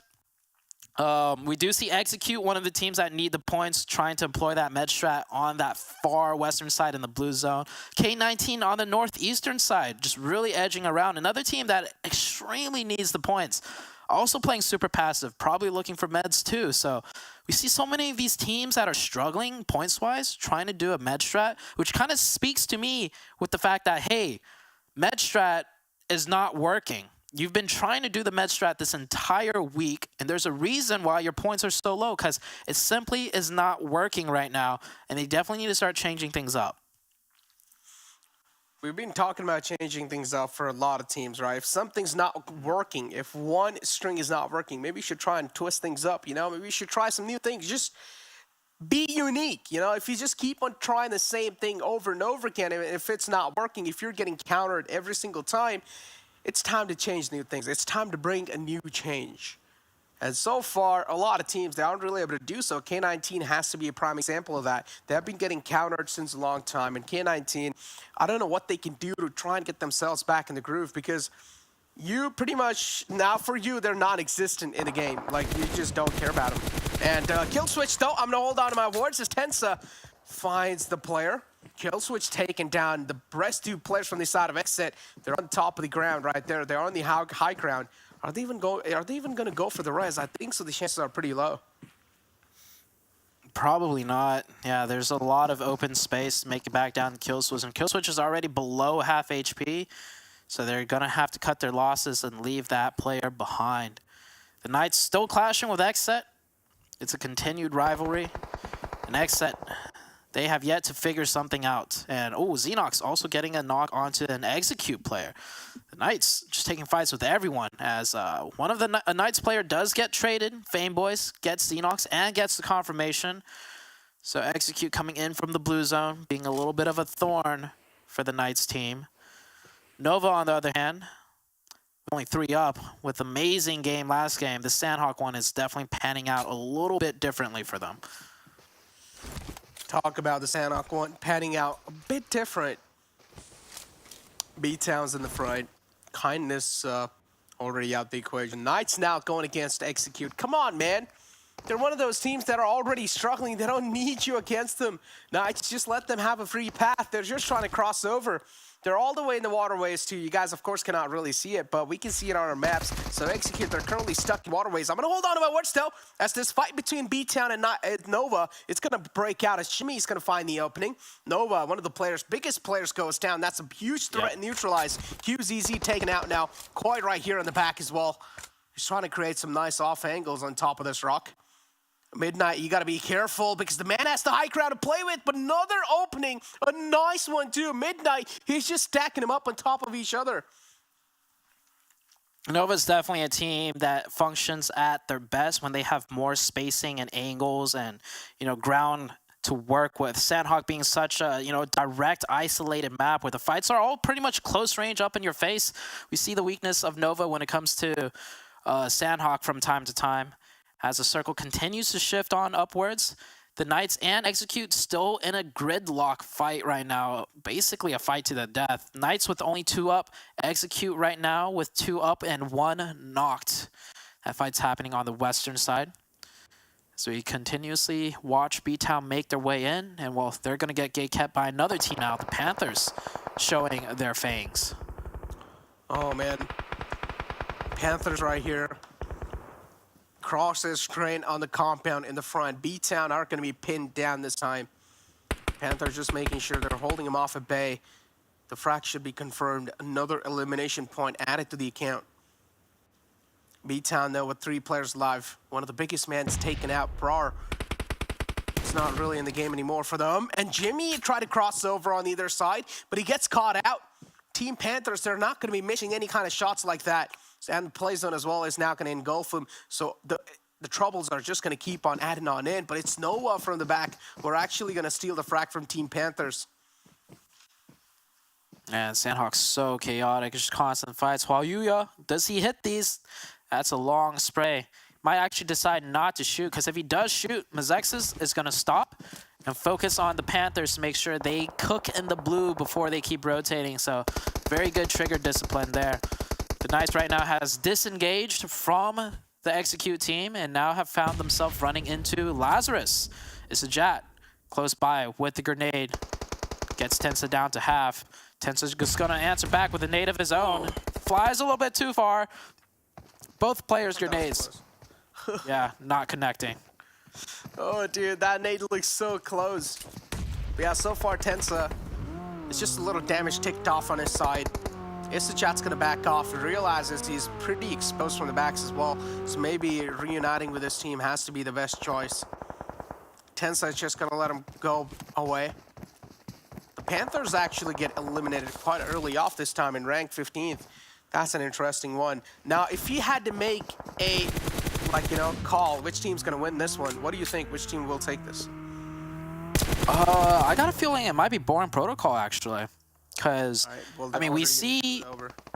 okay, I mean, that knock happened before I said it, but they're going to get that revive. They have 4 players up, and this is the first time Boring Protocol has got boot camp completely for themselves, right? So they're able to loot as fast as they want, rotate the way they want to. All right. Okay. Well, they're down to 3. They could still. Okay. Actually, with that circle shift, it's gonna be kind of difficult. So. Yeah. Well, by the way, we're gonna have a Paradise Resort ending. That's gonna be fun to watch. As Nova goes out in 13th. I still feel like it's gonna kind of shift on the outskirts, like on the left side. But Boring Protocols, though, they find another knockout under themselves. As you were talking, it's like one of the players got taken out, instantly confirmed, and then the other player as well just goes down. Boring Protocols, the problems are just now stacking up for them. I don't know how you do it, Zoo. I don't know. But yeah, Bop now, they will need to try and move in. They're trying to wrap around the rock. While Mezexis right here, if you ask me for my call, which team's going to take this? You know what? You know what? Just to add on a little bit more salt on you, I'm just going to go with K19. Yeah, right. There's no way. There's no way. We'll see. We'll see. We'll see what happens. As Mezexis, 4-man team moving in on the southern edge. I think Mezexis has a decent chance as the Knights go out now. Boring Protocol trying to make their way in, but Mezexis very close by. They got to be a little bit careful here. Mezexis does have a hill to work with, kind of an advantage position over Boring Protocol. You see it now, you're here looking over, but Spec, the blue zone! The blue zone does manage to tag up Yahir, so no knocks coming from Boring Protocol, but they'll get that, and then Spec gets the confirmation. It's Boring Protocol looking good, and you called it. It does shift off Paradise Resort. As expected, it has to shift out in the open, and that's what exactly happens. Mezexis, though, they're taking casualties left and right now. It's Boring Protocols who are putting in a lot of light work. Spec, he could have just taken down another one. Toss, he's barely surviving on a sliver of health. He's so lucky to make it out alive from that one, but Spec as well takes so much damage easily. He was in a world of hurt. Execute right here with the low ground to play with Polo G in the front. The problems are there, and they're just stacking up even more and more as the times keep it on taking off. 4 seconds for the next zone to close. As Fate, he will need to try and move in. He has no time left anymore. He only has one first aid to play off of it, and this time the zone's gonna take off quite a lot of damage. Polo G, he's on the aggressive foot. He's trying to bob and weave, but Fate needs to peek out. He's also taking shots from the back. Russell, though, as well, is gonna find an opening on the players of Dope, who was trying to make sure they're keeping K19 off at bay, or holding them off at bay. So many fights happening at the same time, so many frags hitting the deck. As Boring Protocols now, they're just gonna charge on in against Lazarus. Boring Protocol is looking kind of good, the team I picked. Yeah, they lost a player when I picked them, but they're still coming in strong, taking down one member of Lazarus. Lazarus playing a big split. Definitely not really worth it, as they're now down to 3 players. Oh, okay, is Kiseki coming in with the car strats. Does manage to run over one. Boring Protocol down to 2. Joey is knocked, though. Not the best of trades, I would have to say. Boring Protocol, 2v2 against Lazarus. Next zone shifts wide in the open. Nobody's got the zone now. Dude, this man's cracked out of his mind. What are you doing, Spec? Calm down, bud. I understand you're quite hurt emotionally as well, but he's taking some damage. And not just damage, that's a heavy amount of damage being inflicted on his Spec. We'll need to move out, and as I said, I went with K19. It seems like all the odds are against them now. Valak is the only man left alive. Boring Protocol Spec here, though, still somehow is barely hanging on to his life. He's so low, surviving on sliver of health. Nate's locked in on the other side, or from the other side. Lazarus as well, they're trying to fight back from this. Spec is gonna get the confirmation in. Kiseki is right in the front. And Spec this time is not really gonna overextend. Trying to play things really safe and sound. He's also going to get the buggy in as making sure that he at least has some cover to play off of with in the final zones. Spec's going to drive right into 19 Esports, however. 19 already set up. Acer coming in from the flank side on the support, picking up frags, stealing some kills.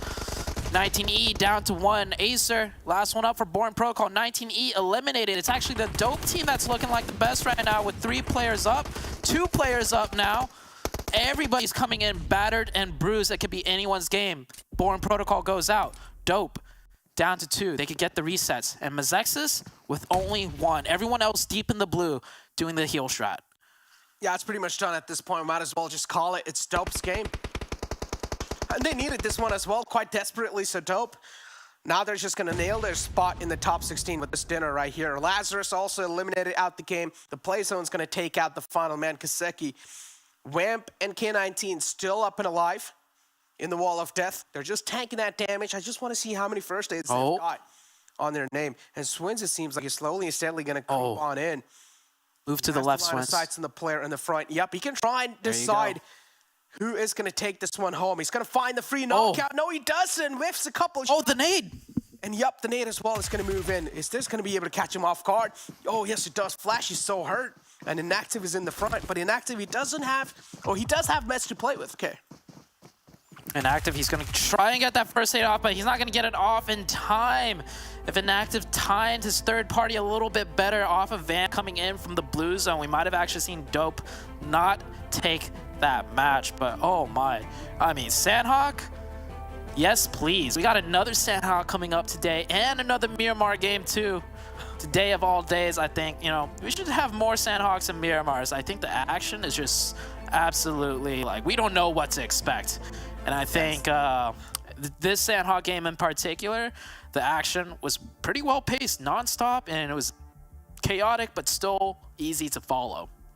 I mean, Sanhok is usually just like high-octane gameplay. You know, let's take a look at the round report and let's find out how things really look like. Spec, of course, as I said, this man was cracked out of his mind. It seemed like every single thing was going in this man's court. He had the ball in his court as well, because the way he was aiming the players down, man, that was impressing me. Yeah, so Boring Protocol, they might have not gotten the chicken, but I think that was a really good game out of them, especially on Sanhok. Caspers with 3 nade limbs, and Tensa up there as well for the longest elimination.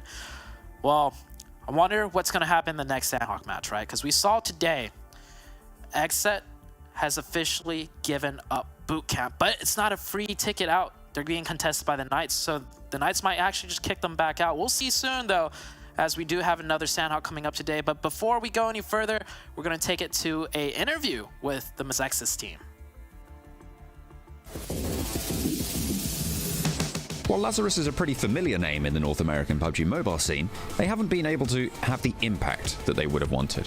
While their presence has been marked in every iteration of PMPL NA, it has been with different rosters. They finished 10th last season with Joey and Fears in their roster. Joey has donned XSET and Pro Nation jerseys in the past, but seen limited success. Meanwhile, Fears has played for teams like Null and Enigma Fan Club, and even traveled to Europe for a short stint with Exquisite Decode. In December 2021, another player was added to the team, and that's Izajat. He made a name for himself by winning the PMCO NA Full Split 2021 and competed in the Pro League Season 2 under the banner of BTOWN. But perhaps the most experienced player in the team is Starlight, who has played for big names like XQuest, Nova Esports NA, K19 Esports, and Mezexis Esports. He has attended both the seasons of PMPL North America, but is yet to get a top 5 placement. 3 players here from Alpha 7 are down, just crawling around their vehicle, which is currently in flames. Pathetic fallacy for the squad itself, as here you have it. G360 going to be easily collecting his kills here for XQG. And then there you have it in the foreground. Several names in this team have been on the precipice of greatness, but were unable to fully materialize their dreams. Maybe the recent addition of a new Brazilian coach, Knight, can help them unlock their true potential. Find out how Lazarus fares in the PMPL NA Spring 2022 League stage.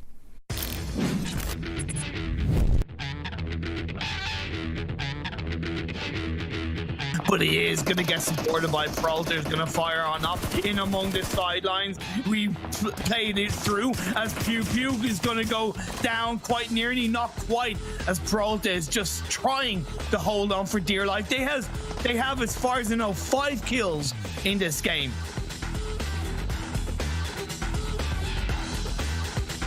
Passion fruit. They could be looking for their 3rd chicken dinner of the day, but Inactive is going to knock down Versa. Like I said, 6 kills for Warning 6 so far in this game. They are setting themselves up to make it into the top 14, but it's not going to be over until it's over. King is going to get spotted out. That's also great. And up, Murda not connecting the shot, so the trade goes out to Inactive. It is now a 1v2 for Phi, and Phi is at 1 HP. It looks like it's going to be the end of it. And there we go.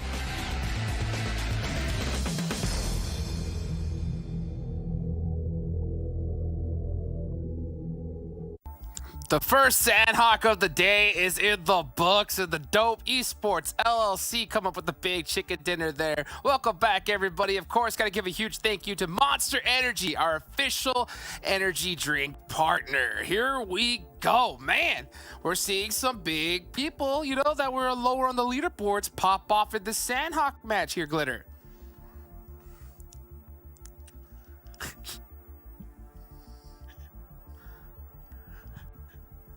Yeah, dude. Yeah, and you know what? I'm Glitter now. Okay, let's do this. I am Glitter now. What she was trying to say, it must be the day.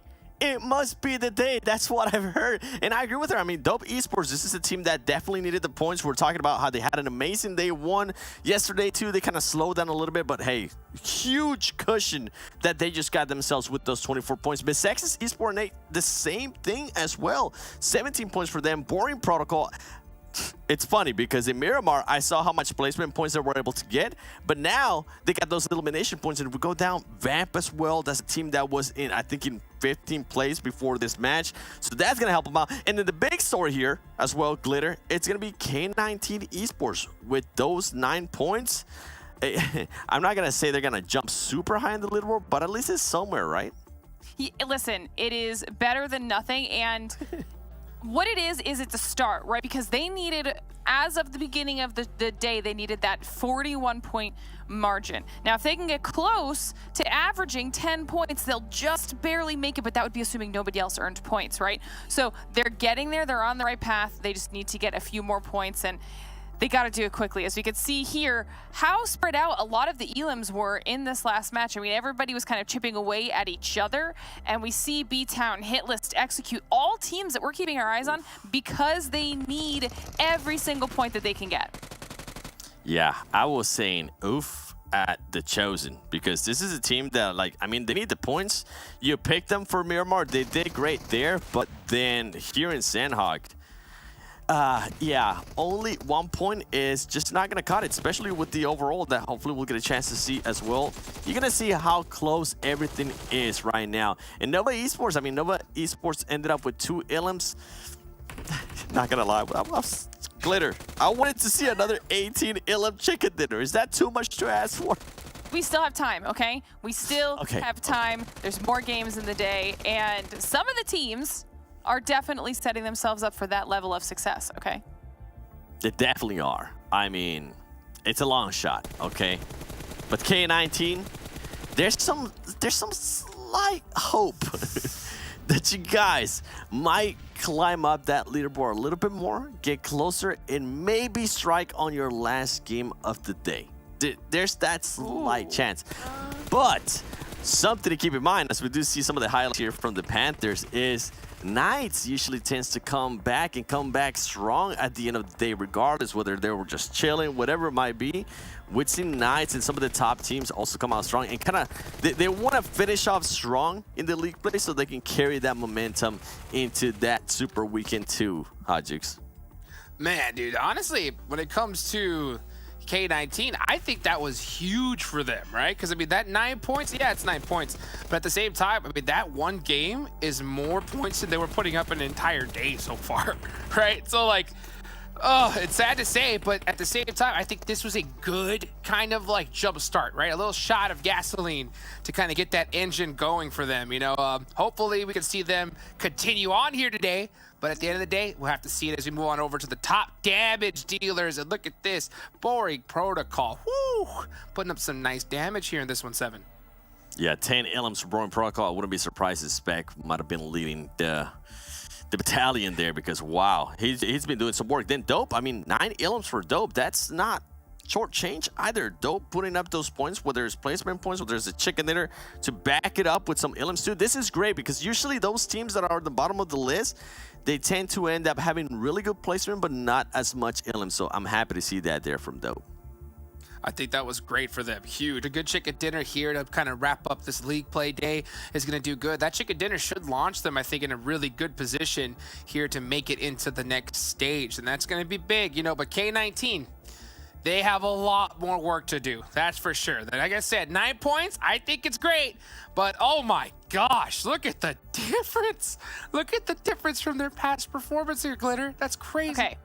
Listen, the reason we have to highlight this is because while the damage might be the same, they figured out how to get their placement points down. That's huge for them. Their survival time, big difference, because that's also where those placement points are coming in. If their average elims are 1, slaying is just not happening for them this time around. But they have to do whatever they can to get themselves in top 5 finishes, to get themselves to stay in the game as long as possible. And we wanted to highlight this because, like you said, it's like that shot of gasoline where it feels like they're starting to figure out, but now we need to kick them into high gear and have this be the bare minimum for the rest of their matches if they want to qualify.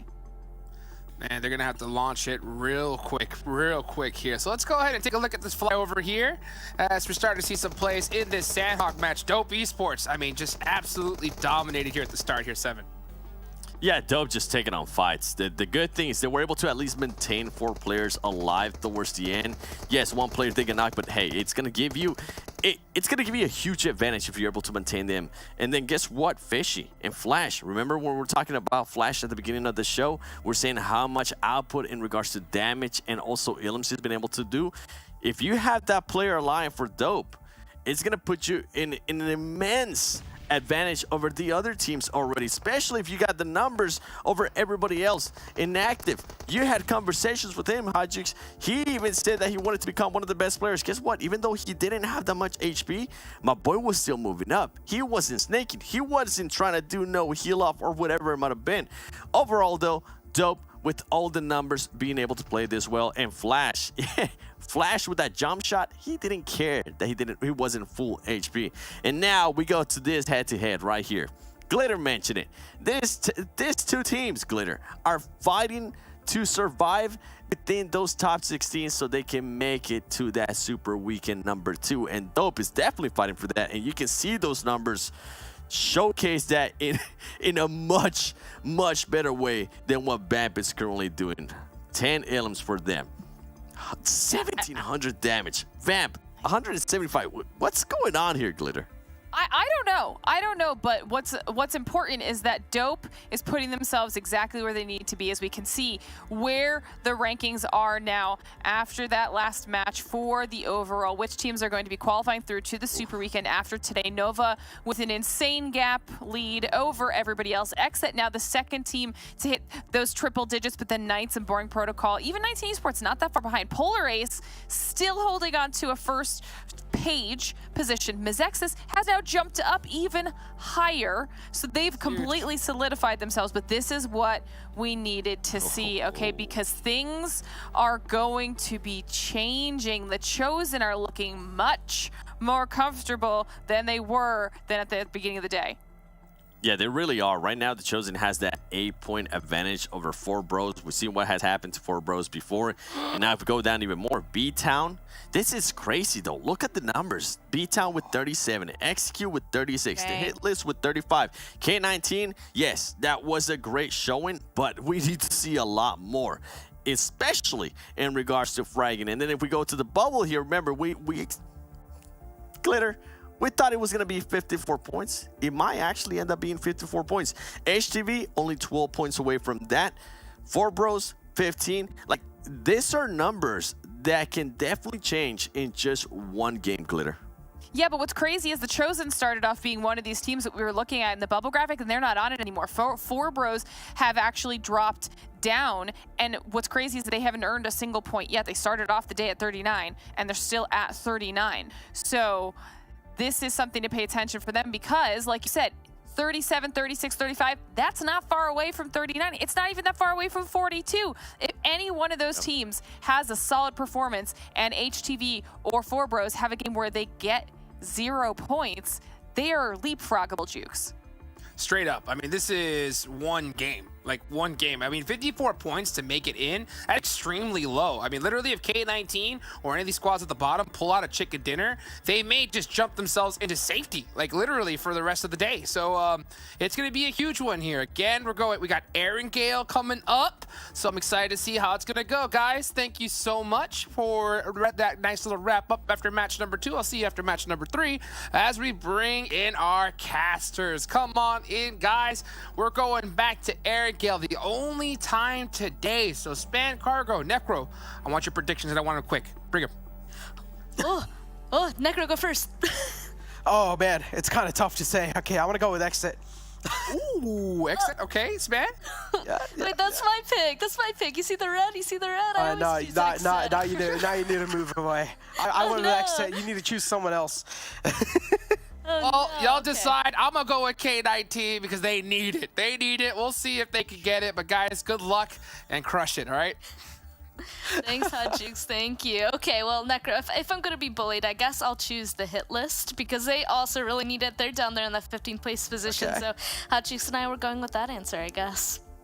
Well, I just went with XSET. I honestly feel like XSET as well is one of those teams. Like, yeah, even though they're okay-ish on the overall rankings, but somewhere down the line, they need to get the momentum flow in their court as well before the Super Weekends. Because if they do, of course, they're also going to be having a little bit more mental edge over the top teams, the teams that are already toppling the boards on the Super Weekends. But now it seems like we're also going to be heading right on in the map of Erangel. This is going to be the first map of Erangel so far. And I want to see now how teams are going to be adjusting so far because they've been playing Miramar, they've been playing Sanhok, which is of course like very much more high-octane gameplay. But now at Miramar, they'll need to find a balance between both of those. As you guys can take a look at the playing flat path as well, and it's going to screw a lot of teams over. Oh my God! All right, I love it. Yeah, of course, it's once again, I feel like every single time I get in here, we got a plane path that's just all the way down to the southern side or some hardcore cardinal direction. And taking a look at that, it's just southwest in a nutshell. That means a lot of teams aren't going to be able to go to their usual place that they want to. That's going to be hard. Everybody's going to kind of be fighting for spaces, I feel like. But of course, we've seen worse, and these teams are pretty good at staying away from each other. And this being, you already mentioned it, the first and actually only Erangel map of today. I don't think that these guys are going to be wasting it whatsoever, so I'm pretty excited to see what's actually going to be coming out of this. Oh, 4 bros, okay, so they find themselves in the military base for now. Pretty safe. They're left uncontested right there. XSET as well, they're going to slowly and steadily move on in towards the Milta side and maybe farm split, like a Milta farm split. All the teams over here on Mezexis, they find themselves a safe footing and over apply. But as I said, this playing flat path in general has screwed a lot of teams over. Now, if they do want to go to their designated drop spots, they will have to buy a lot of time in the early game phases. That means maybe the rotation is going to be suffered because of that. And oh, the circle is quite standard though. Oh boy, yeah, it looks like it'll go up towards the northern side. I'm pretty excited about this. A lot of teams are going to have a pretty hard time making a rotation into this. There's going to be a potential for some teams to be holding out rotation pass as well, and maybe they'll be able to capitalize off of that, get some good elimination points for themselves. Going to be having to keep an eye on that. Of course, it's going to be those teams that are slowly moving up towards the northern side, and everybody kind of stuck towards the south. They're the ones that are going to have to figure out some big rotations. The ones I'm the most worried for are actually Lazarus and all those teams down there around Primorsk. They're kind of in an area where they could be a little bit stuck, maybe going to have to be going towards Pachinki Hill if they're hoping to get out of there safely. But look at the top left as well. You can see right close to Georgia Pole, there's like Polar Race right next to him. WallStreetBets as well is trying to move on in. Oh, I can already see the Hellbreak and lose quite early this time in the game of Erangel because at least on the left side, BTOWN as well is one of those teams that is not really shying away from any of the fights. So I'm expecting BTOWN to take this really personal as 19 Esports right in front of them. And as I said, the Hell's going to break loose early off this time just because they're playing flight path. Polar Race, they've already found a casualty on their side. 19 Esports, they're looking to just rub the salt in their wounds. They're looking to keep on applying the pressure. Yeah, we'll see if Kiyoshi's going to be able to get out of here. Issue definitely looking in that direction, hoping to catch something, but his teammates are coming on that buggy. I think they know that Kiyoshi is here in close. Yep, there we go. The bullets coming through from Alucard in that direction. They got the knock. They don't want Salt to get res, but there we are, spotting out Train Kiyoshi. A ton of sprays towards the vehicle. No way! Issue just hold on, crashing into them with a vehicle of his own. BTOWN. Salt got res though, is able to get a knock onto one. Let's see if he's going to be able to take Alucard as well. Just above half HP. You can hear the other member of 19 Esports crashing in here as well, so he is not alone. Let's see if they'll be able to take down the rest of Polar Ace. One more down. Salt still alive, and I think that is it for this team. Alucard holding this off as the res comes through. Salt doesn't have any meds though. This is going to be a pretty difficult situation for him to win. Looks like he's able to do a little bit more damage though, getting a knock at Alucard. The thing is, the res came through, so it's him versus two members of 19 Esports. Still, at this point, they're so low, but they pushed and got the knock. That was a back and forth whiplash fight so far, and here comes Trey. It's not even over yet. Oh man, he's trying his best to fight back. Ace in his wall is back up. He's able to patch himself up now. Polar Ace, somewhere down line, they almost flipped tables over against 19 Esports. Kiyoshi, the final man left to life, will need to back out of harm's way. Does realize 19 Esports so far, things are really rolling in their court, so you might as well just respect that and try and back off and play for a couple of more, or at least some placement points. And as I said, he's the only man left to life from that squad. Definitely has a lot of burden on his shoulder. Gonna straight up back out, and still he's catching a lot of bullets onto himself, while even he's trying to fade out from that. 19 Esports, a nice start for the game, but at the cost of one player, which is kind of affordable at the same time, but they didn't really get a lot of loot in their hands. Oh man, Kiyoshi had to leave off of that. For a second there, I was kind of thinking that Kiyoshi might be bandaging over there by that rock and might have just came right on back, but no point in doing so. Now the last one up, trying to go get those placement points for the rest of the team. Same with, actually, I totally expected 19 Esports to potentially chase that as well, but it does seem like that altercation is just out of there. No more fighting on that whatsoever. And we're starting to look at those other teams that haven't had a chance to make any sort of a rotation so far. And one of them being Mezexis. They're currently in Novo, of course. The zone, I should say, the circle just up to the northern side. It's like a zone like this, we've said it before, you know, if you don't have high priority in getting a good spot into this next one, you might as well just stay around in the safe spot that you know and continue looting. A little bit interesting backwards to go forwards movement from Taz here, maybe hoping to kind of scout it out from up here on top of the mountain, not quite sure, but a couple more people need to go. Other people already getting vehicles and sending towards the center. If they don't get a move on soon, they might just be left behind. Talk about being left behind, though. There's quite a lot of players from 4Pros so far. Leon is trying to book it in. Master OP's already found his footing inside the land. Not a lot of teams on the military island, so there's no point in camping the bridge out too. So might as well try and be a little bit more proactive in the early zones and go for that centralized position. I don't know how they're going to try and play it off this time, though. As you can see on the map, I mean, of course, the players cannot really see, or we can actually see it on the screens now. As they execute, they're spotting out a rotation in the front. It's going to be the players of BTOWN. BTOWN so far, they're trying their best to get engaged in fights, but they're not really able to get those limb points for themselves. And somewhere down the line, maybe they'll need to try and get new things rolling for themselves. As you can see, they're prioritizing that high ground. They're going for the big boy mountain. Yeah, it looks like Execute, if they wanted to go that direction, they're not going to go to that direction anymore. Instead, kind of choosing to go down to the southern side of Everest instead. BTOWN grabbing Everest. This is going to be a great space for them to be. As you can see, already trying to mess with other teams, popping tires. Of course, 19 Esports isn't going to be happy about that, but we'll see if they'll be able to protect their vehicles inside of crates. Execute now, trying to venture past Everest, seeing if there's a spot that they can play out of, just narrowly missing Lazarus from spotting them out on this road. Yeah, I was thinking they probably need some sort of a vehicle. One of them spotting one, they're going to go ahead and pick it up. Otherwise, oh wait, they got a bush buggy. They're going to be fine. They already have one, but they need a second one if they're hoping to rotate with the entire team. So that's what they're going to go grab. And since the plane pass was so southern, we know that in these first couple of circles, the southern part of the zone is going to be pretty dangerous. So anybody down here making a sort of rotation needs to be wary. They're aware that there's going to be a ton of people down here to the southern side. So later on, that's not going to be an issue, but it really is in these early circles. Man, the circle's still quite big, though.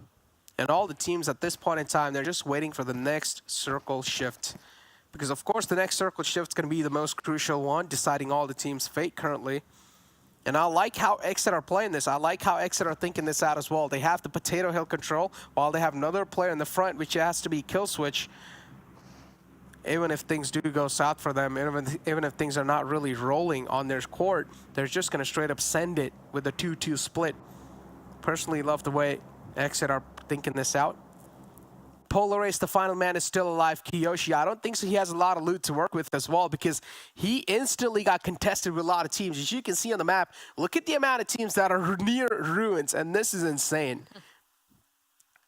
Yeah, it's from the plane path, but luckily, hopefully, they're going to start being able to spread out soon. You can see a ton of people are actually able to make that move up to the northern side, and luckily the zone decides to pull up there as well. The only issue here, Necro, is while it pulls to the north, it's still a 50-50 on whether or not it's going to go to the northern side or the southern side of this river. So people are going to have to choose carefully where they're going to want to play out of. And as you can see, everybody just sending it at this point. Honestly, I love Lazarus' position. They're able to grab a compound that's like just on a little bit of a right beside a bridge that they can prioritize the north or the south. A couple other people starting to make their move on in now too. I'm curious to see where everybody else is going to set themselves up, right? Because when it's a 50-50 like this, it's kind of a hard decision. Which one are we going to gamble for, or are we going to put ourselves in a quote-unquote safe position by being put in an area where we could go either way? Oh, but of course, there is some fighting on the rotations as this is happening, because sooner or later, people are going to be running into each other, so it looks like Vamp is going to lose a couple of members. Well, that's not really that great of a news, right? Because Vamp, they were trying to be really proactive. They were trying to be really early in the rotation as well, but now they also get caught off guard with the rotation. Lazarus is quite close, and it seems like they want to punish him. Still taking things quite slow as they execute right here. Dope in front of him. Dope, of course, one of those teams that won the previous game. They're going to feel quite great for themselves. You do not really want to challenge a fight against a team like that there, because they're probably going to be feeling on cloud 9. XSET as well, now they need to try and sweep their way in. They're going head-to-head against HTV. We do see in the kill feed XSET getting a couple of confirms on their hand, and they have already gone one elimination point for themselves. And surprisingly, this game of Erangel has been way slower compared to the previous game of Miramar. I think it's because at this point, everybody is still focusing on rotating. This circle did not do anybody any favors, so everybody has just been in vehicles this whole time. And of course, some players, some teams are being really careful on it. I love seeing those big rotations over on the east and western sides specifically, making sure that they're not going to hardcore drive through any other teams and that they'll have a nice, safe, easy rotation. I think a couple of those teams super far up on the Severny side were the teams I'm specifically talking about, and we were just spectating here. Fate from Execute getting really close to the last member of Kiyoshi, but it looks like he'll be able to get out of there. And Kiyoshi, of course, trying to be quiet, but also gain information, just punching the air there. And everybody is, at this point, still trying to figure out a way to leave or rotate into a better spot. This ruins area is going to be a little bit messed up for a while, I feel like, with just how many people are here. Oh, it's going to be really hard for the teams to try and make a rotation out safe from this ruined side, because at this point they're kind of like locked over there. Even if one of the teams that decide to book it in the weak codes, they're going to take a lot of shots. Oh no. So it's going to be really tough. They're kind of like gridlocked right here. K19 as well against Vamp. Somehow Vamp, they're just being on the receiving end of these fights. They're just taking a lot of damage onto themselves while they're just trying to be proactive. And if I'm not wrong, now Vamp, they're just down to a two-man squad. Benny and Rage are the two players alive. Knights as well is on the right side. This is not the safest vehicle to travel in. It's also smoking quite a bit. So it's just going to be a lot of problems added on top of each other. And Vamp, they will need to find a survival path through that. I was going to say, and it's the absolute worst when you rotation as well.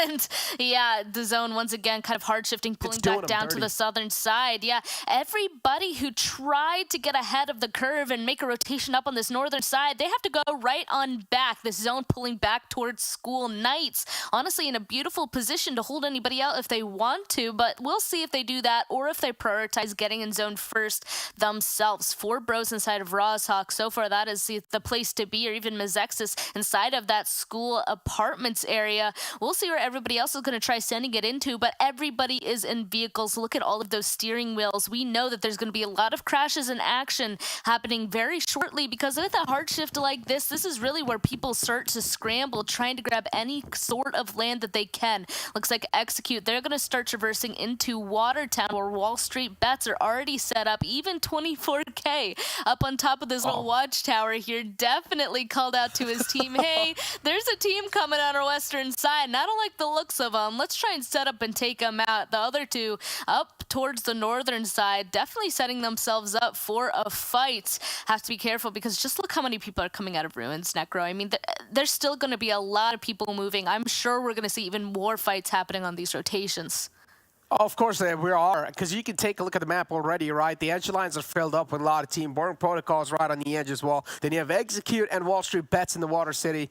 And 24K, that position in the watchtower that he's found himself in. I still remember Week 1, League Play, Day 1, and Game 1 of Erangel. And 24K was on top of that watchtower, and he was just raining down bullets on the teams in the front. Before now, it's the Hitlist, the team that really needs to chicken dinner the most. They're also taking a lot of damage, but it's okay. At least they found the opening for them.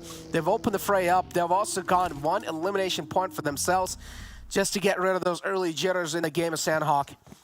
Dope right here as well. They've gotten one casualty on their side, but no elimination points so far. A rough starting for Dope in this game. But the hit list, this is quite a bold rotation. They just don't care about anything at this point in time. Even though Dope, they're right next to him, they're just straight up going to book it right in. And Dope as well, they do not want to give their position away because Dope knows they're not in the best possible spots. Ooh. So might as well want to keep the secrecy still alive in the game. Lazarus and Knights head-to-head against each other. Isajats already went down. Kaseki's wall will be confirmed now. As Knights right here with 3 players up and Lazarus will need to leave. It looks like Knights chose to stay on the northern side and take fights. I was wondering what they were going to choose, but yeah, Fears, Joey, the last 2 up for Lazarus, unfortunately have to leave their last teammate behind to slowly bleed out. They're not sure if the Knights are going to be aggressive and push onto that, so they're going to try and get out of there, especially because it looks like they're choosing to make a big rotation all the way around to Yasnaya Poliana to then get in this next circle, once again pulling down to the southern side of this river. It really is a couple of teams that have been in these locations for the longest time. They're going to be happy. It looks like we got Boring Protocol 4 Bros, definitely going to be the happiest teams just off center there. Everybody else, they're going to have to figure out ways to be making these rotations. XSET as well, finding their way in the center. But once again, here comes the great migration, right? Everybody in their vehicles, slowly driving, trying to find themselves a spot. But unlike the northern and eastern side of this zone, the entire southwest is just one big open field. We have a huge hill just cutting off everything in the center here. Honestly, it'll be interesting to see the interaction, the dynamics from the north and southern side where people are going to be setting up. But here we go, 19 Esports will find their way on in, sliding by Dope Esports, not going to take any damage when they found themselves a place to call home, while Dope, they have to continue to try and find a spot. And looks like maybe they're setting up to try and hold out some people as well, specifically from Watertown. Oh man, I just love what XSET did right there. They straight up booked in right on top of the Rozhok Hill. Now they also have a nice background to play, but I'm going to hold on to my words. This K19, they ram their vehicles in the compound, and 4 Pros, they're being quite jealous of the fact that they'll need to try and share the same house together now. 8 players in the same house. 4 Pros are inflicting a lot of hurt on the players of K19. Another one follows it up. Assess is quite low. K19 now, they're on the verge of getting eliminated. Laurie catches a couple of bullets. Cess barely alive and cooking. Hanging on the edge. Laurie will need to try and heal himself back up. The final glimmer of hope for the side of 4 Bros. Cess as well is going to be the final man standing for the side of K19. Going to confirm the knock and going to confirm the kill. Cess still alive, but I also love how proactive 4 Bros are being here. They've also gotten the res on the fallen man. Master OP as well is right on top there. Catching a couple of bullets from all across the board. Both the teams have equal amount of pressure from all the sides. And also even more pressure. Of course, we know K19 really needs these points currently at the bottom here, but 4Bros, they need it as well. They're actually right on the line in terms of qualifying for the Super Weekend or not. So they need to kind of figure this out as well, hopefully stay alive. Luckily, they're upstairs. There's still the majority of them. K19, a little bit of a worse situation. Only one of them left downstairs as well. Another team will be eliminated, though. Actually, our first team eliminated on Circle 4. That's kind of insane to think about. 15 teams are still alive. Everybody, at least. There's so many teams with just one person alive here, Necro. There's so many solos. But it looks like WallStreetBets finally coming out of Watertown will take down Menace, a couple members of Dope. They were trying to hold them out on the side of this hill here, and there's only one member of Dope left. Again, WallStreetBets is going to continue to push forward, but XSET, I love this proactivity. They actually decided to kind of push out on this hill and get involved with any fights happening over here. But oh, Dope is out. Oh yeah, they are out. Boring Protocol, man, it just seems like they're quite in control of this final zone. They have the school cover to play with, or the school building to play with. And Cess, how is he still up and alive? He's barely hanging on right there. And finally, the snake's being spotted and now taken out. It was an imposter among us. And they're able to spot him out now. 3 players up for 4Bros. And look at the next circle shift. XSET, they're gonna find themselves in a prime spot. Ooh, okay. Here we go. Everybody else at this point that doesn't have a spot inside of this next zone are just sending it on in. Knights just going on ahead, sending it into northern side of Rozhawk. Actually, very open for themselves, which is pretty nice. Spotting out 4Bros on their rotation, though, gonna knock into at least one of them. Disgusting. This is insane. Yeah, he is going to take every opportunity that he can. Of course, 4Bros probably will be able to get that res, but Knights now will have a little bit of an idea of what they're dealing with. Maybe they want to go ahead and make a move on in and start dealing with another team, even spotting out Drago. Oh my god, are you kidding me? He is just padding his ADR. They're doing so much damage. Stevo, I think, might be the only one left over there for WallStreetBets. They're not doing too well because the Hitlist XSET are just raining bullets down on top of them, and the Knights, of course, aren't making things any easier. And just look at the southern side of the zone as well. So many people are going to have to send it on in here soon, and XSET are kind of in that area where they have to hold them off. Coops is making it look so easy. I mean, he makes me feel like he's playing in a shooting range. And he's just like lighting these players up on fire. But yeah, 4Bros this ball. They keep on bombarding the building in the front. He's heard a couple of footsteps. Laurie still need to try and figure out how you want to approach this compound right here. Acer from Boring Protocols. As I said, Boring Protocols, they're looking really methodical in this building. They looked in control, but now they're getting challenged or charged up on by Mezexis. It might just be 4-4 fight potentially. Let's find out who's going to be taking this one this time. Peralta, you need to watch out. You're back. And oh, Acer, how is he so oblivious about that fact? Did he not hear any footsteps? He probably thought it was one of his teammates, but you're right. Now Boring Protocol is aware that there is an enemy team inside of their building. Now Spec laying prone. He's prepared and waiting for anybody else to push him. Carnage, we can see a little bit further from him. Mezexis going to start making the push even closer. Spec being quiet for now, though. He doesn't want them to know exactly where he is. So Mezexis is slowly starting to clear the upstairs, not realizing that Boring Protocol is actually all the way down on the first floor. And they're going to, of course, want to keep it that way. As much confusion as they can, as quiet as they can. Spec actually preparing the nade. If anybody comes close, he's going to be able to toss that on in there. And same with Carnage, actually preparing to toss that up the staircase. Unfortunately, not going to catch any of the members of Mezexis, but might give him a little bit more of an idea of where another person is. Mezexis even has one person outside, actually, who's going to be able to take down both Carnage and potentially Spec when she leaves his building. But Spec, he is waiting, he is hiding. And now, of course, Mezexis is there running out. If they're not careful, XSET is going to have all eye on them from that hill, and they might be taken down as well. Of course, Spec might just be able to shoot him in the back as well. Actually, as he's doing so, he takes one down. Peralta goes down. He almost got a second one too, but Spec immediately unpeaking, knowing that it was way too close. Boring Protocol does get taken out. Now Mezexis has to worry about XSET and their entry into the next zone. Oh man, from the back he tried to strike and unfortunately couldn't really get much done. All he could get was a little knock on the players of Mezexis, but still they need to make their presence in the next zone as well. As you can see, XSET, that's quite a big split from their side. If I'm not wrong, it's a 2-1 split. J7's all the way up on top. It's more kind of like he has the slot booked up for the rest of his team. Polo G and JV, they're now going to start to move in. But they still have the huge high ground to play with. J7, he can just rain down bullets on these players in the front. He can just light them up on fire, and that's what he's exactly doing. He's just bursting it through, just hoping that maybe he's going to be able to find some connections. Peralta is going to move in quite close to the ridge, but they still need to make it out in the open. And as soon as they do so, J7 is going to find himself some nice free connections, or maybe nice free elimination points. On the top, XSET being the Overwatchers. They're also taking a lot of damage from the play zone. They have no other choice. Inactive as well behind this boundary line. Peralta is the only man in the front. They have ran out of smokes as well. How can they make this rotation? It has to be a Dunzo game at this point. Peralta is going to expose himself, catching a lot of bullets at the same time. Polo G is just going to rip him apart into pieces. Inactive as well. It's done. It's done. Yeah, that's just way too much damage actually coming through from both XSET and 4Bros over there on the eastern side. Of course, the majority of the teams at this point inside of Rosshawk, that's going to be pretty nice for XSET being up on top of this hill. They're going to be able to just look down at this entire fight. We'll see if they'll be able to pick up any kills from there, though. It might be a little bit difficult, but they definitely, their attention will be on 4Bros for now. Meanwhile, it looks like the Hitlist and the team right beside him, WallStreetBets, they're going to have to start focusing on each other. They're direct neighbors, and it's not looking too good, while the Knights can just chill up on the northern side. Let's see if they're going to be able to get a couple of kills from this, too.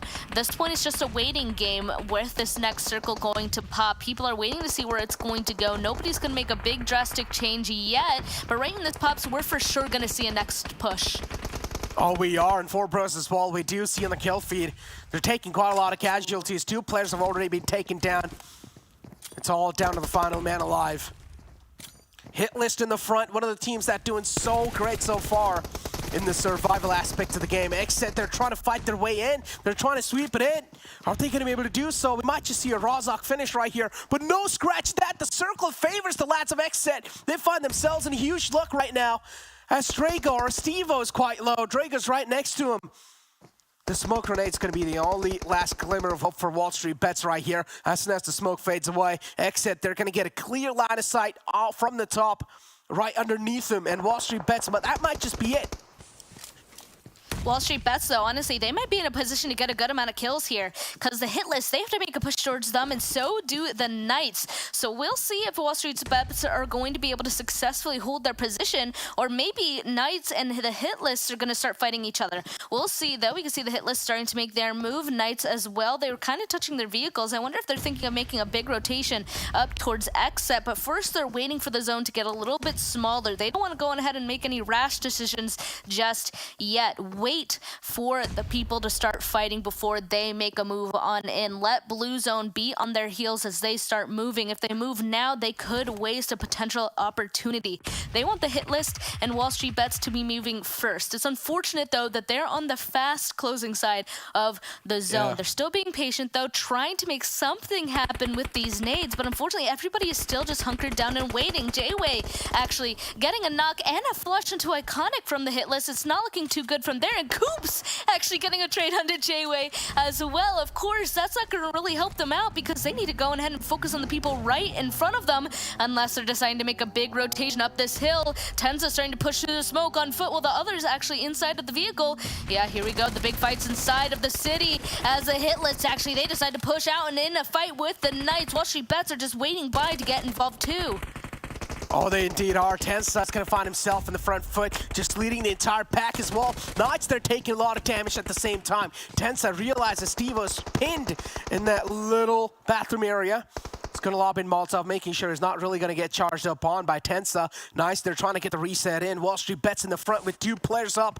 XSET, of course, having the high ground. It seems like stars will align, and XSET, they're looking to put on a stellar performance.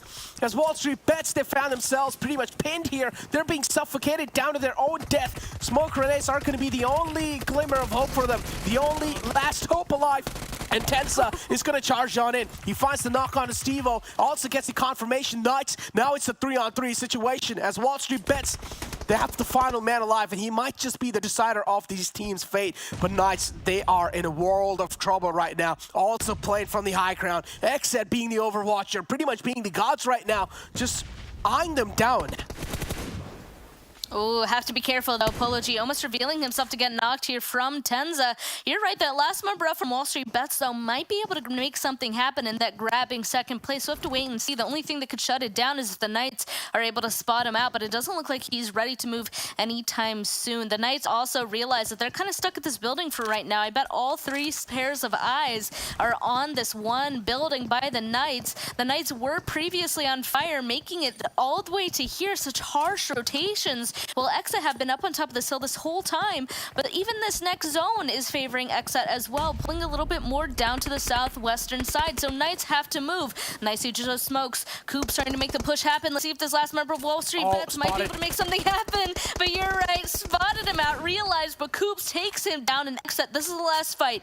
Will it be XSET or Knights to take this away? A nice knock from J-Way. Gets one, now 2 members from Knights. It's just on the Coops. Yeah, they're just raining down death and destruction. Coops is trying to fight back. He's going to find the reply, though. Is he going to be able to reply back in style, though? That's what I want to know. Is he able to only find one so far? 2 players still in the court of XSET. J7 and JV are alive. The J duo for sure to make it happen. But Coops still moves out, finds another one, but gets instantly traded off by J7 right there. What a way to close it out. I called it. I called XSET, and that's what exactly happened. XSET, they take it home this time. You see, Span? You see, maybe I am the lucky charm for XSET. Or, you know, I've chosen for this entire week, so maybe it is me. You know, I'm still wearing the red, the lucky red, but we'll see. No, that was a great win from XSET. I mean, I really love their proactivity as well. They were in that center of the compound for the longest time and on top of that hill, but they were pretty spread out for the longest time, making sure that no matter where they were taking a look around proactively and make sure nobody was going to get anywhere close to them. Of course, the Knights as well, though, they were just had such difficult rotations, yet they somehow were able to make it into the second place. Coops, once again, grabbing the most limbs and highest damage slots. I mean, is there really anything else to say about that?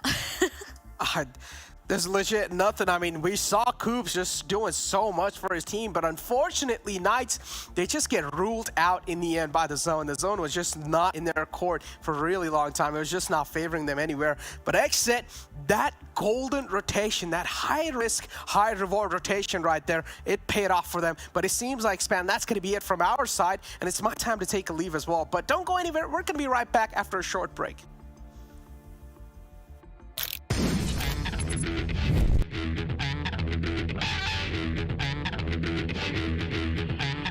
And there, Logan.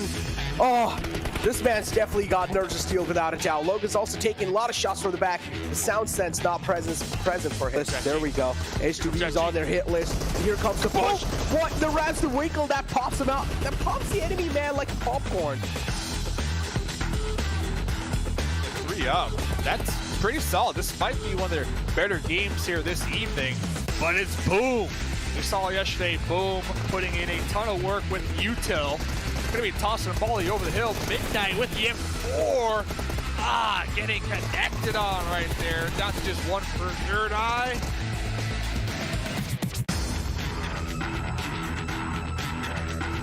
I don't want to spot. Maybe we should hit some of these players up, dude. Oh, what? Okay, 100T. No wonder your name is 100T. No wonder their name is 100T, Dave. They just keep on getting in so much trouble.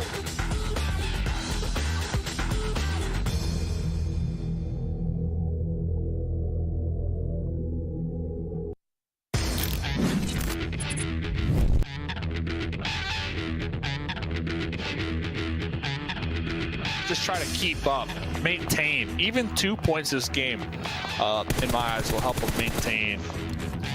But, ooh, look at that, though, out there. There we go, though. H2A again on the aggressive page. Shuwang, as you mentioned, just popping and weaving through. Does realize there's a man in the front. We'll take care of him that easily. John as well, and Ogilvy, they're losing all players now. One man be taken out. There we go. Sunny strikes in, is able to take him out, but it doesn't matter. Can't really see much. I'm sure Sixless was like in the team comms, like, hello? Who's this? Sunny now, M249, running across this open field right. HQA, it looks like they're still trying to steamroll over here. on this north end. Yep, they're gonna be popping up. They took out the game changer. Some pig popping their head up. Oh, look at that, the double. Can we get another one? Some pig, dude, 2 health, 2 HP. Did not slow down. Pushed over the hill. Sunny will go down. No utility utilization this late in the game. I don't exactly know why is that the case, but still HQA, as long as they're able to win this fight, that's all that matters. There's a little separation from HTV. They're trying their best to fight back, but no.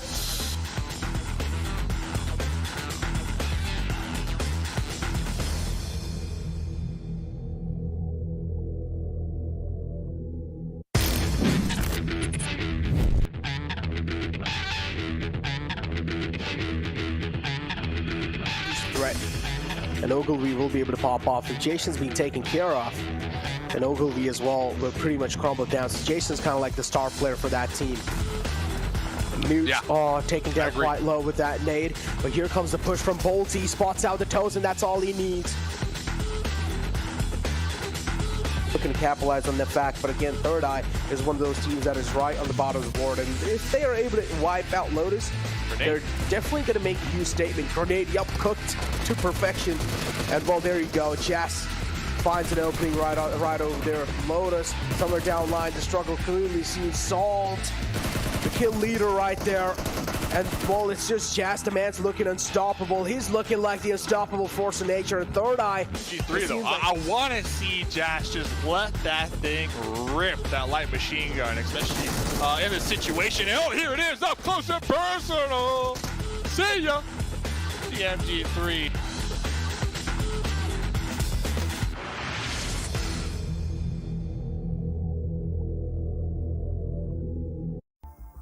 What's up, everybody? We're back here. That was a heck of a match. I'm so glad that was the one Erangel we're playing today. And oh, I don't think it could have been any better. Just like of course, our energy drink partner, Monster Energy, right? Our official energy drink partner. Guys, this is insane. That last match, the defending champs versus possibly, you know, the new champs going at it. XSET ended up on top, but man, Coops, he did not go out with that. Thankfully, this is my last season. XD. Gotta add the XD. I was trying to do it. Okay, Russell. My heart, Russell. No, dude, don't say that. Don't leave us. Not like this. Not like this. 7. Hold on, I gotta recover. 7, just take over right now. Yeah, break down this. I got this. Okay, I'm trying to recover too. XSET though, 28 points, 13 elims. Oh man, as you said, the defending champions definitely showing up. But Knights, I'm telling you, Coops is just a special player. I saw him turn up on the player that was on top of the hill of XSET, and it was just perfection, okay? Just pure perfection. If the other XSET player wouldn't have been so close, I think Coops might have actually been able to clutch that up. And then we go here towards the second page. Boring Protocol, 3 points. HTV Esports, come on, 3 points. Vamp. And then K19, I see why you tweeted that out. Russell. I honestly, I don't blame him, Hodrix. I don't blame him either. You know, it hurts because at the end of the day, I played with him before. I've seen what this guy could do. He is definitely a talented player. But, you know, at the same time, this is a team game, right? The whole squad has to be in it. They have to be on point. And, you know, when you bust out a tweet like that before this last day starts, too, it just kind of shows that, hey, you know what? You've kind of put yourself with the same mentality. So K19, oh, man, it's there's still a couple matches left to go. But, you got the pan. Oh, the pan. You got the pan, 7. Oh, wait, what? Oh, man, I was over here just... We can't... Yo. Oh, okay, I'm going to have to go back and watch that. I was over here just thinking, like, how are you going to put out a tweet like that? We got to talk about these highlights. Over. We got to get off the tweet. We're on the highlights now, okay? I'm done talking about that. We're talking about all the amazing plays that are here. Sadness. You're done. You're done now, okay? You've mourned enough. But now we got to talk about what we're seeing on the screen. First of all, Four Bros. We didn't even get a chance to touch on Four Bros, who were on the first page, and they were one of those teams that was on the bubble, okay, and needed to get some points on the board. They did that in this match. They got a good chunk of points for themselves. Much better performance so far for the day, at least. But the end game here, once again, And we saw this in the stats at the beginning of the show. We had Drago alive for WallStreetBets, who got themselves in a really solid top position. They got some good elims on the board. He's that one player that's been staying alive for them the longest, continuing to do that. And then, like Jukes was saying, the defending champs versus the potential new champs. And you can see these final moments here. Coops almost had him. He did, dude. I mean, that was gross. Really did. I mean, okay, I think it might have been right here. I think it might have been... Okay, so it's not that player. That, J-Way. Okay, keep an eye out on J-Way, the way just Coops is going to be able to snap on him. We'll be able to see it again later on once we show you the flyover of this fight. But right here, oh my God, J-Way, how'd you gonna get smacked like that?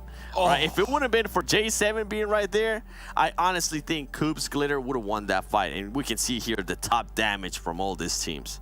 See, and we've seen Coops have those crazy clutches before, so I don't necessarily think that's wrong. I think he's capable of doing some insane plays, and had that one factor been different, he probably would have come out on top. At 2,500 damage there for XSET, almost 2K for the Knights. Moving on down the list, though, I feel like we've seen this a couple times here today. We've got almost 1,000 damage out of Boring Protocol, but only 2 elims.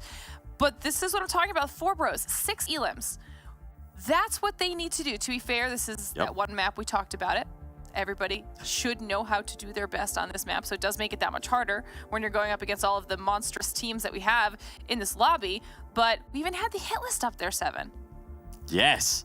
Thank you, Glitter. Thank you. I was hoping you would say the hit list because this is the one that we were talking about too. I mean, with 2 elims, but being able to get those 8 placement points, that is going to be clutch points. And you know what? Let's compare yesterday to what they have been able to do today. The damage, double it. All right?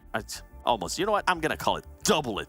Average points, 5.33. And if we go back, like if you, ladies and gentlemen, if you're watching right now, go all the way back to day 1. I was saying if these teams want to qualify, they need to start averaging about 5 points a match. And then the elims too, 2.67. Like, these are not super crazy stats. The average survival time, you can see it has gone up to, it's gonna help you out so much with the placement points too, as they were able to showcase there in that last match.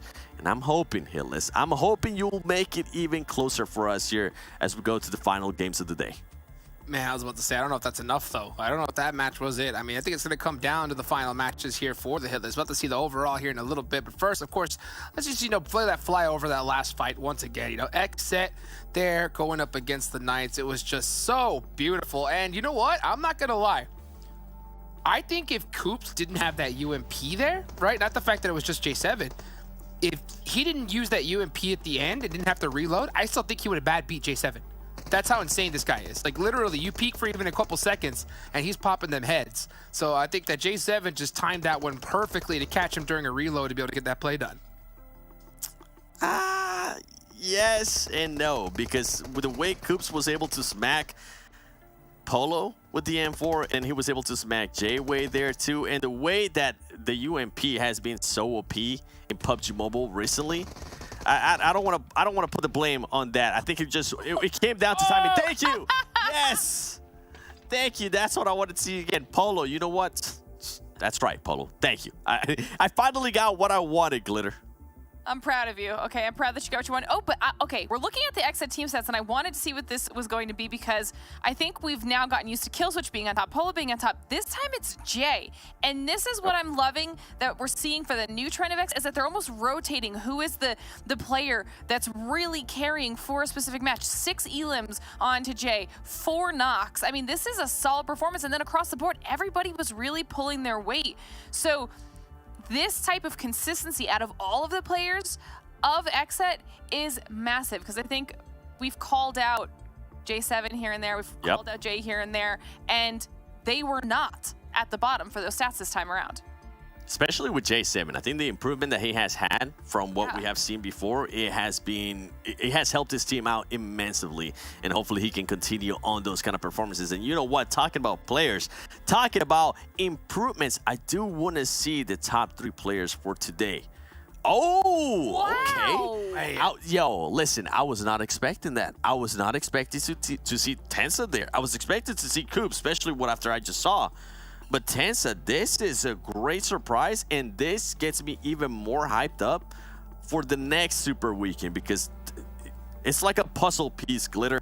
We talked about it before with Coops and Xenox, and I think it's going to start happening here shortly with Coops, Tensa, and Xenox. We see what some of the other teams can do when they have more than just 2 players popping off. I'm talking about Nova with Koi, Shifan, and QC. Oh. Talk dirty to me, teams. Talk dirty to me. Look at that. You see that Tensa pose right there? I think the reason why he's popping off is because I think he's doing his glitter impression. You know? Oh. Look at that. You know? Shout out to my man Tensa. Shout out to my man Tensa, dude. Let's go over to the overall rankings here. Boom! Here it is, the first page. Of course, you know, this is great for those players. At the end of the day, though, right, we're going to be focusing on that second page big time. Ain't that right, Glitter? Yeah, but I'm still stuck on Nova's elims. 81 elims. Look at everybody else in this first page. Yikes. No one even comes close. Boring Protocol's the only one who's even remotely close at 60. Insane, Nova. Keep up the good work. But like Jukes was saying, moving on to the second page, this is where things are going to start to get a little bit interesting. Chosen. Okay, 4 Bros, Vamp, The Chosen, and HTV all are scary close. You don't get that gap until you get between 12th and 13th. So at this point, we've got 2 matches left on the day. And oh my God, it's literally tied 7. It's tied at 16th and 17th. I was waiting for it, okay?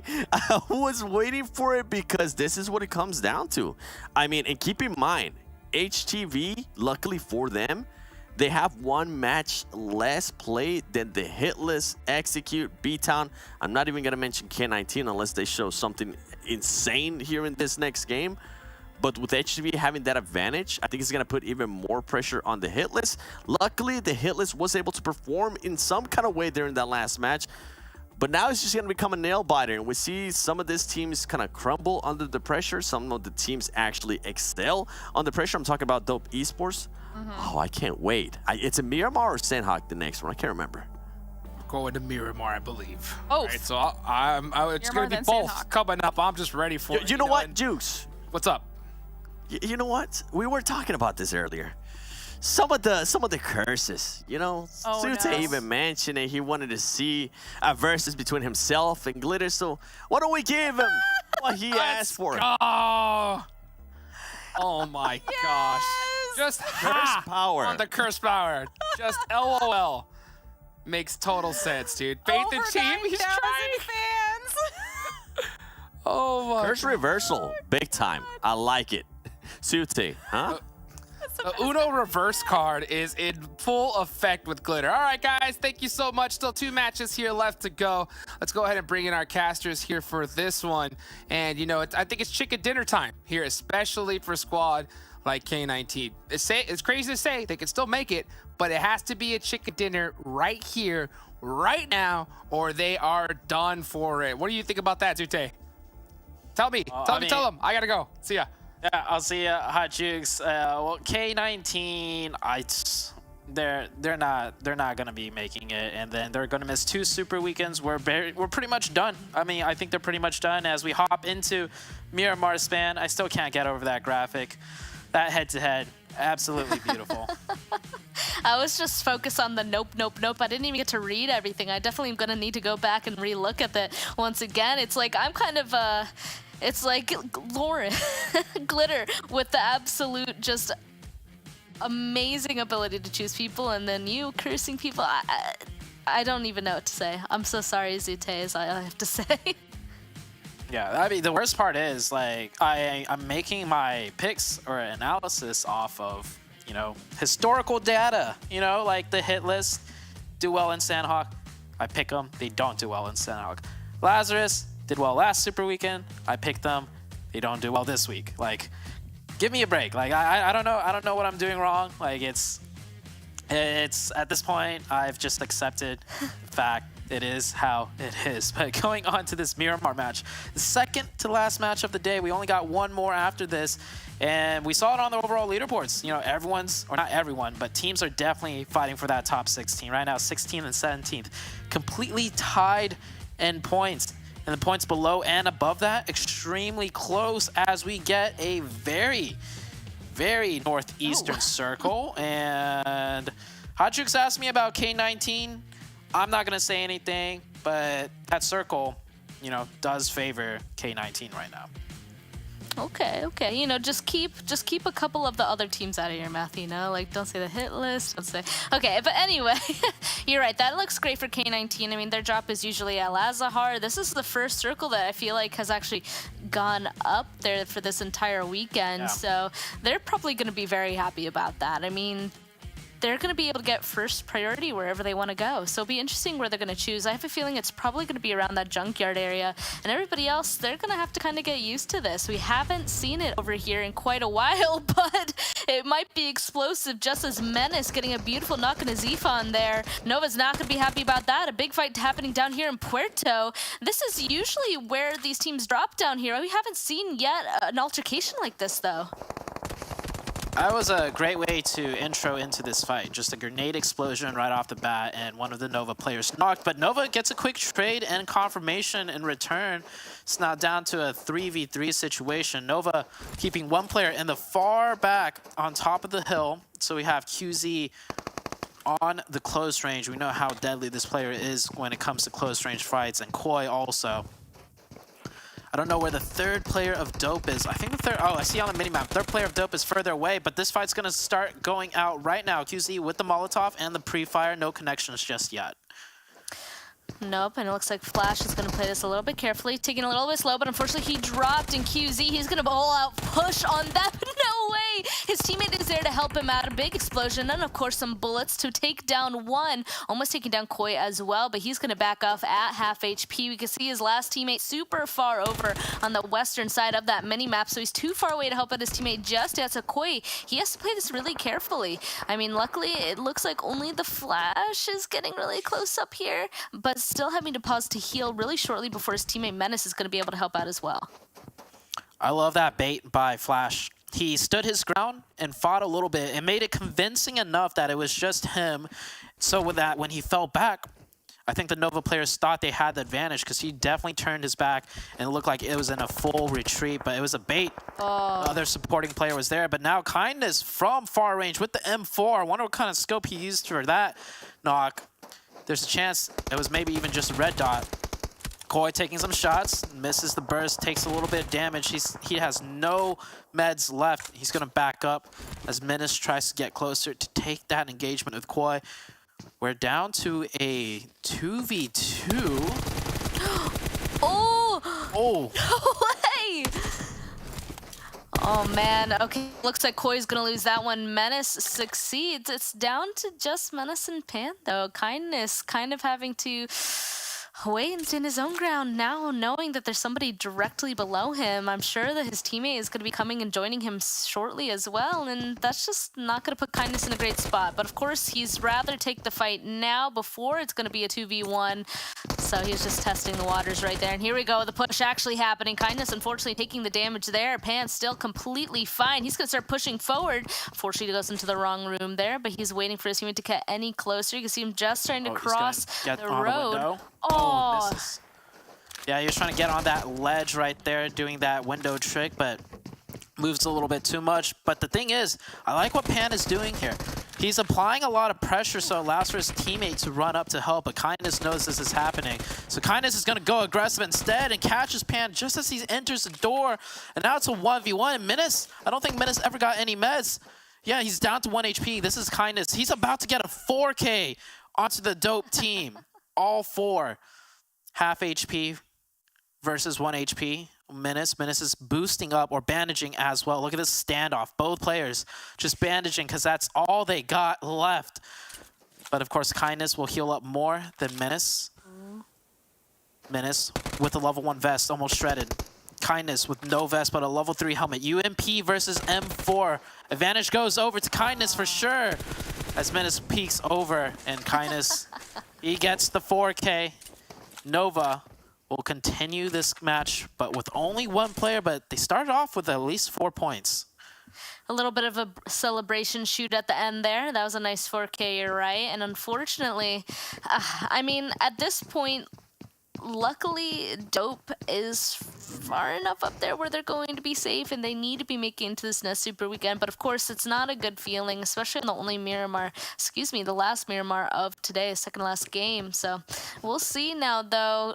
Nova, super handicapped, only having one person left. So Kindness, he has to kind of play the rest of the game just for his team, and that's going to be difficult as a solo. Of course, don't count them out. They do have opportunities to be absolutely huge players. For some teams, they can choose who's going to win or lose, but definitely not an ideal situation is what I'm trying to say for Kindness. Yeah, Kindness, I mean, we do say it's the league week. The Nova's already secured, you know, their next week Super Weekend. But this is, in a way, you know, good practice potentially. You know, you never know when you might get into these altercations where you are the last person alive early on into the game. And I think it was actually the nade that did a lot of damage. It was a team nade coupled with the enemy player with the support lines and shooting that, you know, where it kind of all went wrong. So maybe need to clean up their comms a little bit there, but that's fine. Nova, we've seen them, you know, shine really great last week and this week. Mishaps do happen from time to time. Nothing to really be too concerned about. And yeah, for Kindness, you can treat this as a potential practice situation, seeing how best to just be a solo player early on into the game. Taking a look at the minimap though, this hard this hard east northeastern circle, see a lot of teams already rotating in early with such a huge dynamic shift. See some teams making spread positions, boring protocol near the center. K19 chilling right in the middle of the zone. That's always good to see, especially with them getting such a nice zone. Polar Ace and HTV on the southeastern side. HTV really need these points. They're on the cusp of being eliminated from the Super Weekend next week. And it also looks like HTV is starting to make a big rotation around. A little bit worried because of how close Polar Ace is, but a lot of teams actually are still pretty split up at this point, right? It's still kind of early on in this first circle. It is about to close and reveal circle 2, but Polar Ace super spread out for right now, probably just trying to hold down whatever space that they can. I mean, I love early splits like this because they're just trying to grab as much territory as they can for this next zone to shift. Unfortunately, it doesn't really go in their favor. Of course, all of them still kind of in at the very southern point of this zone, but they ought to realize that this isn't an ideal location for them. So they're probably going to continue to push forward just like everybody else is. Once again, everybody getting in vehicles at this point, and K19 still being able to stay in their El Azahar drop, which is going to be really nice for them. I think K19, it's a nice central spot. I almost want to say they need to spread out a little more, take advantage of this nice circle, control more grounds, but with K19 being so shaky, the split might not be the best idea, as the players right now are just individually not performing well enough to be able to do this. We'll see how it plays out though, as Boring Protocol rotating in more center. TC, the Chosen, getting into a fight with 19 Esports, the Chosen. Also one of the teams that kind of need the points. I mean, they're right now, taking a look at the overall, sitting in 15th place. They have this game and one more game.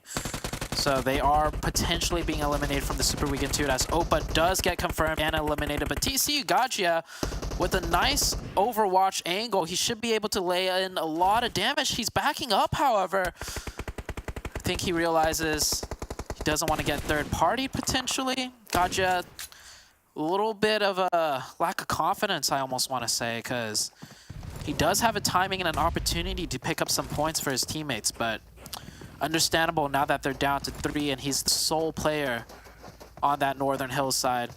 TC, in fact, is going to just completely back up as they realize another team has pulled up to join the fray. 4 bros coming in pretty strong, trying to third party, looking really good. 3 points already. And 4 members up. Yep, TC is definitely going to relocate, as I think they do want to get a bit more into a central position too. This fight that they were taking, they were fine with taking in a 4v4, but with a third team involved, you definitely don't feel as comfortable. Oh, here we go. Big nade as well. Actually trading nades, and Master OP basically just leans right on into it. Huge nade coming through from SB. But he tried pushing forward, assumably, to get the flush on it, and Lori is going to be there to get the last member of 19 Esports out of here. So now 14 teams are left grabbing the vehicles. They do have to get a little bit further inside of this zone because they're still playing just on the edge. Of course, there's still a couple of people right in front of them, so they're still going to have to fight through that. And for Bros, we know that they're still around that cusp. They're going to go on ahead and need it and want it. HQA King Pig also getting really close to K19, actually starting to toss over some utility. K19, this is their first fight that they're getting into with them getting such a good position from the first couple of zones. I'm just hoping that they're going to be able to hold it down, honestly. K19, they need a chicken too. That's how far down they are. And whoa, which area of the map is this? This is on the very northeastern side. I've actually... Wait. Has that tower always been there? And in play? I know Erangel got an update. Miramar, yeah, I guess this has always been here. No? I mean, I've never seen this area being, you know, utilized in competitive play. Because we rarely ever get, you know, a zone up here, or let alone two teams fighting up here. So that's really cool to see. That tower, I mean, you see the advantage it gave the Panthers right now. Panthers already taking 2 players down from Lazarus. That is one... Yo, I would love to see a zone end up here. Like, look at the like stagnated elevation leading all the way up to this area. It's like multiple hillsides, and then you get this giant warehouse plus this cool tower just placed on the very top. Wow. I mean, Miramar, it's a huge map. It's a very huge map. A lot of the parts of the map we have not even really seen in competitive play yet. Yeah, you're right. And that's why I was actually kind of excited about this circle appearing so far up northeast, because I really thought that that was an opportunity for it to kind of go into these crazy locations. Of course, I would have even loved for it to gone even further north, even north of Lazarus, but it's still over here. We're still going to see a pretty far eastern zone play, and those are pretty exciting in my opinion, because you're right, you don't really get to see these as often. So we'll see how everybody's going to be able to deal with it. Mezexis at this point kind of trying to hold out Polar Ace, but now realizing that they have to start getting a move on. We'll see if they're going to be able to find a great spot in this, because it's finally getting to that point, Zute, where I feel like all of the really well-known and useful spots are being taken. I mean, otherwise, there's so many like religious people can play out of, but otherwise, it's pretty scary to kind of depend on. 100%.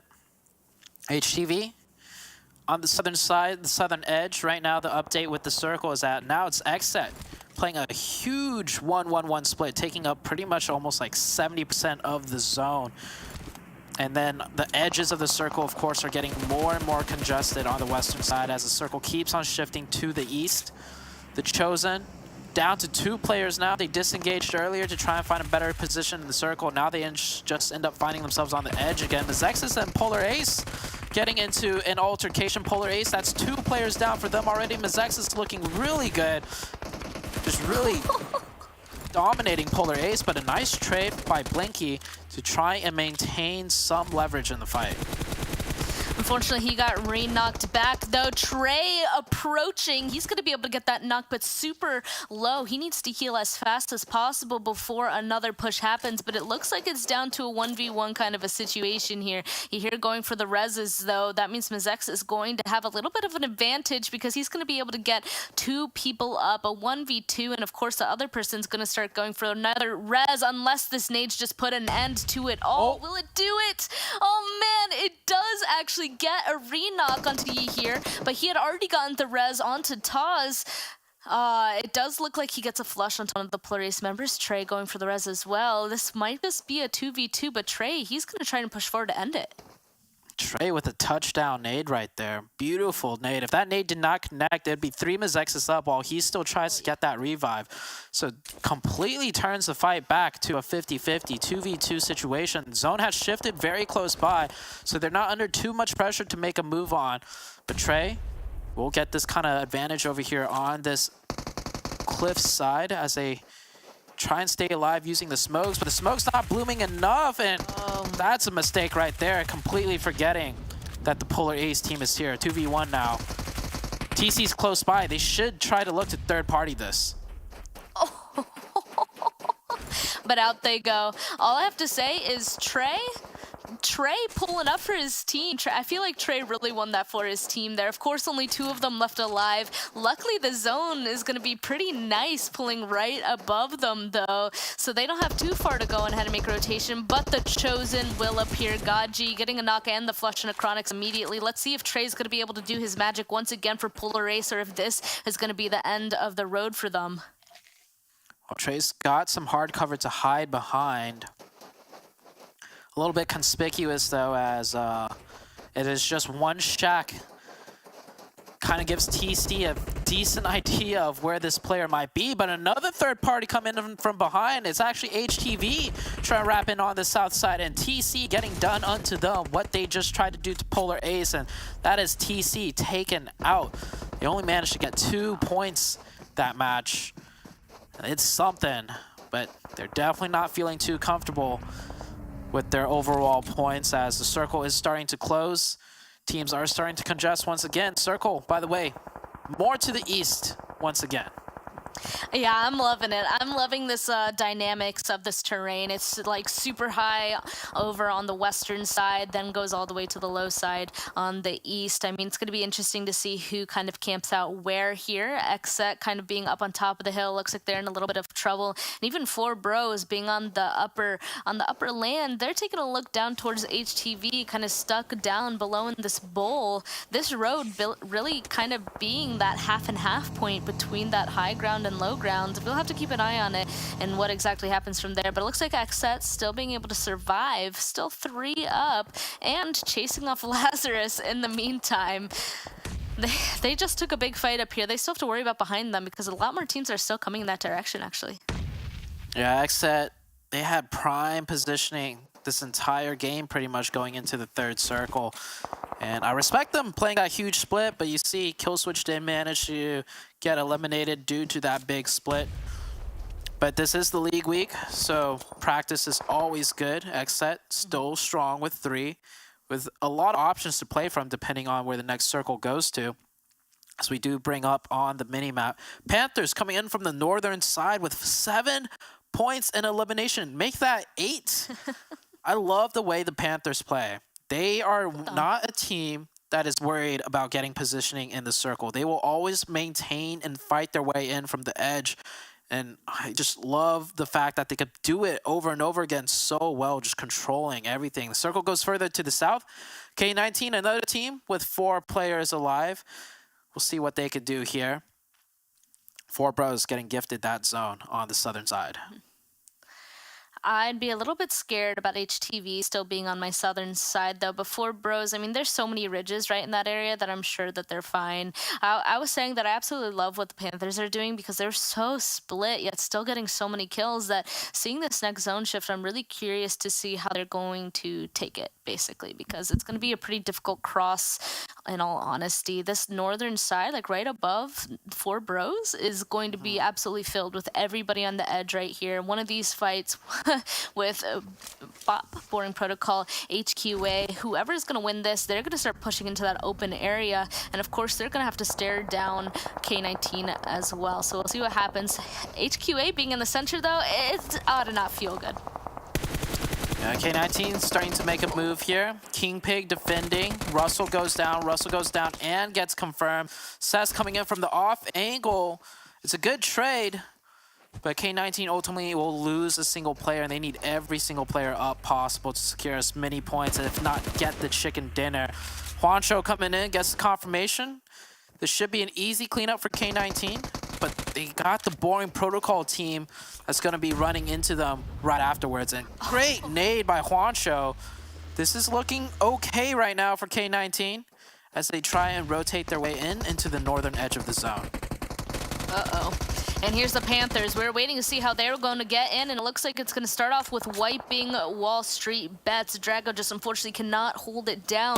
They made a huge rotation down to the southern side. Now, I was expecting them to start setting sights on HTV, but maybe they haven't quite spotted them out just yet. Instead, focusing on the people on the other side of the road. A couple of shots just to make sure that they're not looking at them. 4 bros. Oh man, I was wondering what kind of a ridge that they were playing in, and it looks insane. They're particularly from all sides, kind of in control of any kind of peeks onto anyone. Of course, still have to be careful because right beside them, here comes Spec. Boring Protocol is slowly getting closer and closer, and if 4 bros doesn't find that out or hear him, it's not going to be good. Boring Protocol on the western side. I think they're just trying to maintain spacing and get info, as they know the next circle is going to shift, so they want to plan in advance of what they will do next. Not taking any unnecessary fights as of yet. Circle's going to switch up on us very soon, and it goes right onto XSET. So the circle's cut between some high ground and low ground with that, gaping ridge right in the middle. The Panthers on that southeastern side, they also got 3 players to work with. And just as I say that, Spec gets a very nice knock onto Frady. I love this split coming in from Boring Protocol as well. It looks like they're trying to really split up and see where they can really go on ahead and take. But 4 bros being right in front of them isn't going to be helpful. And same with HTV down to their southern side. You can see Angry Q is still being super active down here. Even though they're not inside zone, they're still trying to really bother everybody up to their northern side. But soon they're going to have to focus on somehow getting inside of this next zone. And honestly, they might just want to go ahead and cross the road onto the Panthers, maybe take a fight with them and just run up that road to get on in. Lazarus getting eliminated right away as well. 6 teams are now left. And honestly, it's still looking really good for 4 bros and XSET. But we'll have to see. 4 bros, they're going to start taking a fight really shortly, as we can see them looking in the direction of Boring Protocol. They're going to knock it to 1, but the res already coming through. 4 bros doing a great job. Oh, I thought Sam was definitely going to go down there. He's peeking for quite a while. Leon missing a few shots right there, not able to get that knock. 4 bros, they're going to have to mount this defense, as it looks like Boring Protocol is going to decide to push on in. Might decide to wrap in a little bit on the southern side and cut straight up into them rather than driving directly. We see Acer coming in, making the first move. Spec close by, giving him the cover. Good grenade by Russ. We'll force Acer back just a little bit, but oh, now we got the Panthers coming in on the opposite end. It's going to distract 4 bros a little bit, but the nade is good. Acer goes down. Oh boy. Now Spec, he's laying prone. He knows that the push is going to be coming shortly from somebody. He doesn't know quite where, though. On the northern side, he gets a knock at 1, tries to switch the guns, but Lori is there to get the trade. Boring Protocol is officially eliminated. Let's see if Lori's going to be able to get a res onto this. But XSET as well, coming through from the church. They have to be careful, because if he's up on top of that roof, he just might be able to see this fight happen right here. And the Panthers, of course, sniffing out, hearing this fight. They took that as their opportunity to cross this road here, Zute. They knew that they needed a third party. This is what they needed. They were able to successfully get across. Now they just have to clean it up if they're hoping to be the team that gets in that 3rd place position. But 4 bros, honestly, were able to kind of recover pretty quickly. They got their last res up. They're all healed back up. They just have to worry about K19 kind of poking at them from the north. This Panther team looking pretty strong, though, as, ooh, nice nade by 4 bros. I think they're going to decide to take this fight. 3v2, and they kind of have the advantage right here, coming in over the top. Shots going out, and that's 1 almost down, but does not get the full connection in. Second spray through the smoke will be good. 1v1, yeah, 4 bros, this is down to 1v1, and Huayuya clutches up for the Panthers, and he's going to be able to get that reset to the rest of his 2 teammates. The Panthers right now with 15 eliminations. We're down to a 3-way fight. 3 from Panthers, 3 from K19, 3 from XSET, and the zone once again favors XSET. And XSET's got this gnarly compound to work with this rooftop that J-Way's on. I'm very excited about this, especially actually with the bolt that he is using. He knows exactly where K19 is, trying to get a pick through the smoke. Unfortunately, just not hitting. But honestly, they just need to keep applying the pressure, right, Zute? I mean, they just need to make sure that none of them are going to be getting close to them whatsoever. Wait for the blue zone to kind of do the work for them and make them come on in. But it looks like K19, realizing the situation that they're in, they're just going to full-on crash into here. Unfortunately, they're not crashing onto an entryway, so they're kind of having to push on over to the entrance.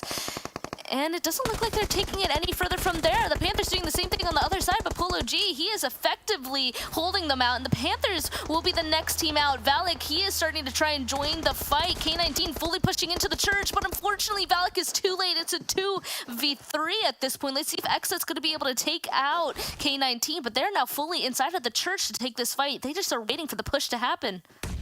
K19 was desperately hoping that the Panthers could do something for them. Maybe knock an XSET player, maybe even take out an XSET player, but the XSET defense was too good. They take out the Panthers, no casualties, and they take down one more from K19. 2v3 situation. XSET has man advantage, and they have the rooftop advantage as well. It's not looking too good for K19.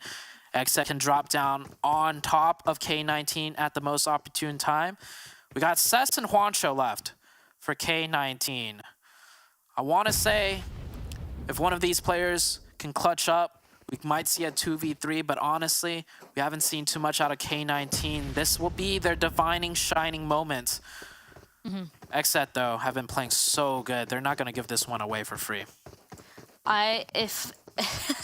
If I was able to bite my nails right now instead of cast, they would all be gone, honestly, because K19, you're right, they need this. Two of them still being alive. I'm a little bit nervous because just the odds of the trades is obviously not in their favor. So that means one of them, either Juancho or Cess, they're really going to have to get 2 knocks, you know, instead of the usual 1. So I'm just curious to see if they're going to be able to do so. The thing is you can see XSET, they're slowly just spreading out. They're making sure that they have every single possible angle for them to be moving out of this church, and that means K19 isn't gonna know where XSET is, but XSET of course knows exactly the exit that K19 has to use to get into this next zone, and it's the one actually right there that Polo G is starting to run up on, starting to kind of throw bullets on in there to test the waters. Also, J-Way's on a very unexpected spot, just on a rooftop flat. So J-Way's definitely good for 1, meaning yeah, K19 is going to have to open up this fight with 2 knocks. J-Way's most likely going to get at least 1, and then it's down to 1v1. And that's the most favorable outcome for K19. I don't see this going any other way. And yeah, Polo G, he's going to be the first line of defense. Then you have the rooftop of the church, and then another rooftop access.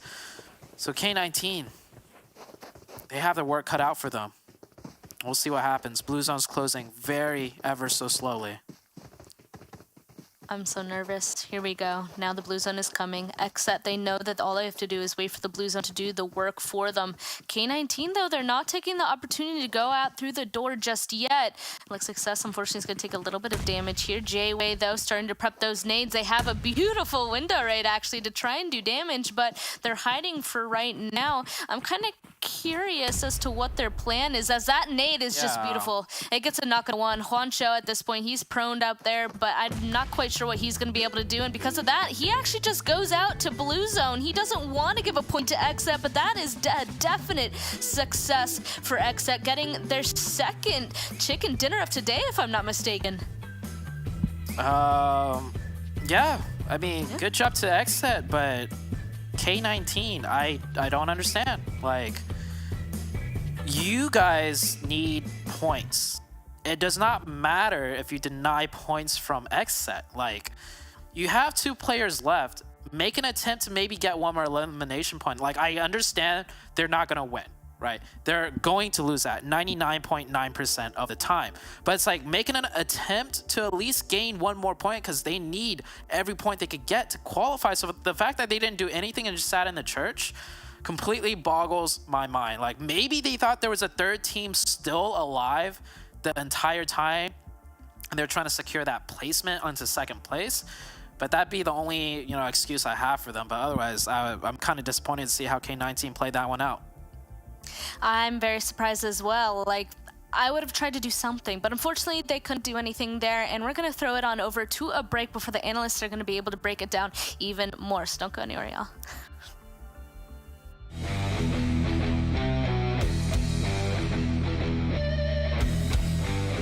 When the battle is intense and the bullets are raining down, vehicles are one of the only options that can guarantee you a fighting chance. However, each vehicle is unique, hence it pays to know the details. when hell breaks loose on Erangel, you cannot stay exposed while traveling. You can put your faith in the UAZ here for its superior durability and cover. But it's not invincible.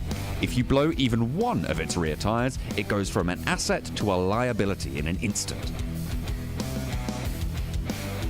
To stay up and running, no matter how much hit your rear takes, the Dacia indeed comes as a savior. It can storm through the fields at top speed, even with 3 of its tires blown off. The only downside here is its off-road performance. However, when you are in a race against time, the Coupe is unbeatable. With its lightning-fast acceleration, it's your ticket to a narrow escape when you are bleeding at low HP. The buggy is great for scouting, and for a driver, it offers the best possible protection from the back.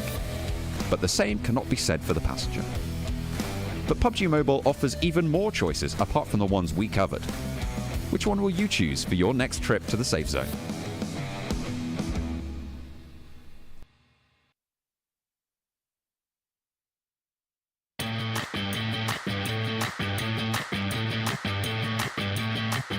PUBG Mobile is a comprehensive game with many different mechanics and unique aspects of gameplay. The different training modes are perfect to focus on each individual aspect and sharpen your skills. The most popular gameplay modes are Arena Training and TDM that pits players in a 4 vs 4 gunfight on a small map. These modes serve as a close-range training to sharpen your gun skills and build your reflexes. To improve on-point ADSing and recoil control, players can try out the War mode, which launches you in a fairly large space on Erangel map against 19 other enemies. Here, you can improve your AR and SMG sprays as well as train yourself for bolt-action mastery. Sniper training under the arcade section is also a must-try. Your sniping skills are put to test here, when both you and your opponent are trying to one-tap each other. You can also try quick matches in arcade mode, which basically is a mini battle royale. Everything that you have learned, you can put to the test in its 8-minute matches. PUBG Mobile is not all about grinding and competition, but also about enjoying and having fun and exploring the game. No matter if you're a heavy grinder or a casual explorer, there's a place for everyone in PUBG Mobile. Tell us which mode is your favorite and why in the comments below.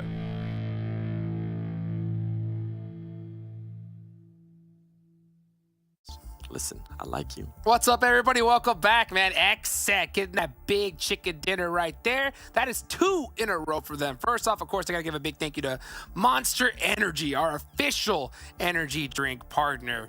Wow. So, K19, huh? K19 pulling out a nice top 2 finish there. I think that was a necessary thing for them. But I think I got to agree with Zute here. You know, like, I don't understand why they didn't just go out and try to make a play, right? Get another point on the board. Who cares if you give XSET points? You know that they're going to be on top. As you can see right here, Panthers actually outpointed them. Wow, they got some serious kills here, 7.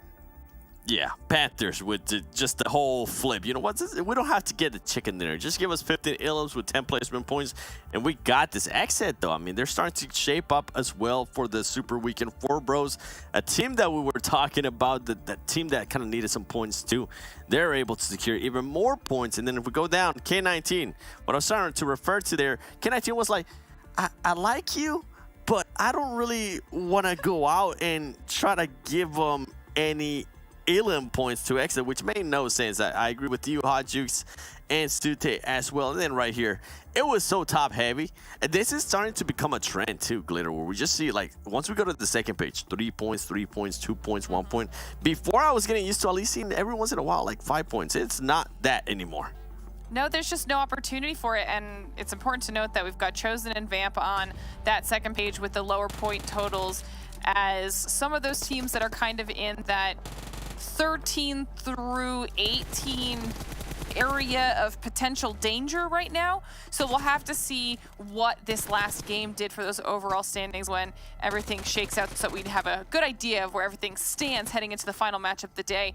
As we take a look at some of these highlights from this last match, though, for me, I think the bigger story, I mean, is XSET performing well? It's not that it's not cool, it's that we're not surprised. They're good, right? They're defending champs. They should be performing well. So we are happy for them, but we're looking at that bubble. That's where our focus is now. Those teams towards the bottom of the top 16, the ones just outside of it, who is battling their way for some points. And we saw HTV on there with 5 points as well. And what I'm undecided on how I feel about 7, but I feel like we're seeing it, is a lot of these teams that need points, K19 included in this very specific match example, they're going for placement points. They're not confident in their fighting skill for these elims.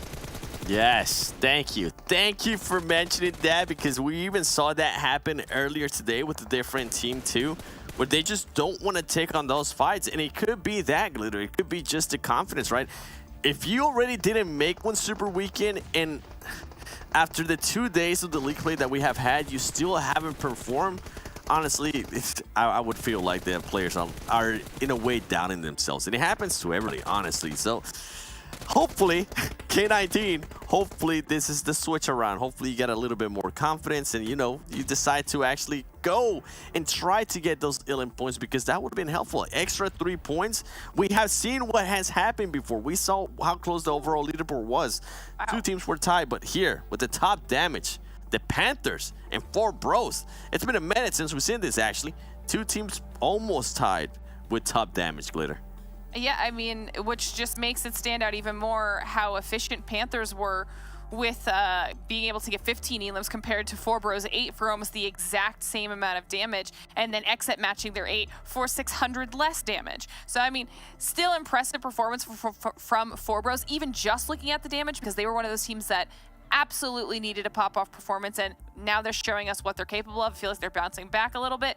But we're also still seeing the Chosen on here. Even if they didn't get a lot of elims, they're making those top damage charts. They're trying to up their aggression.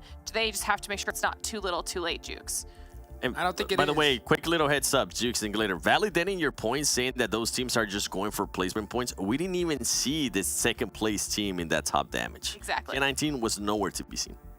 Yeah, that's true. I mean, to be honest with you, you know, it comes down to you saying that they're lacking confidence. I mean, it makes sense, right? I mean, these guys have not put up anything in the past 2 days here. So, I mean, their confidence has to be at an all-time low.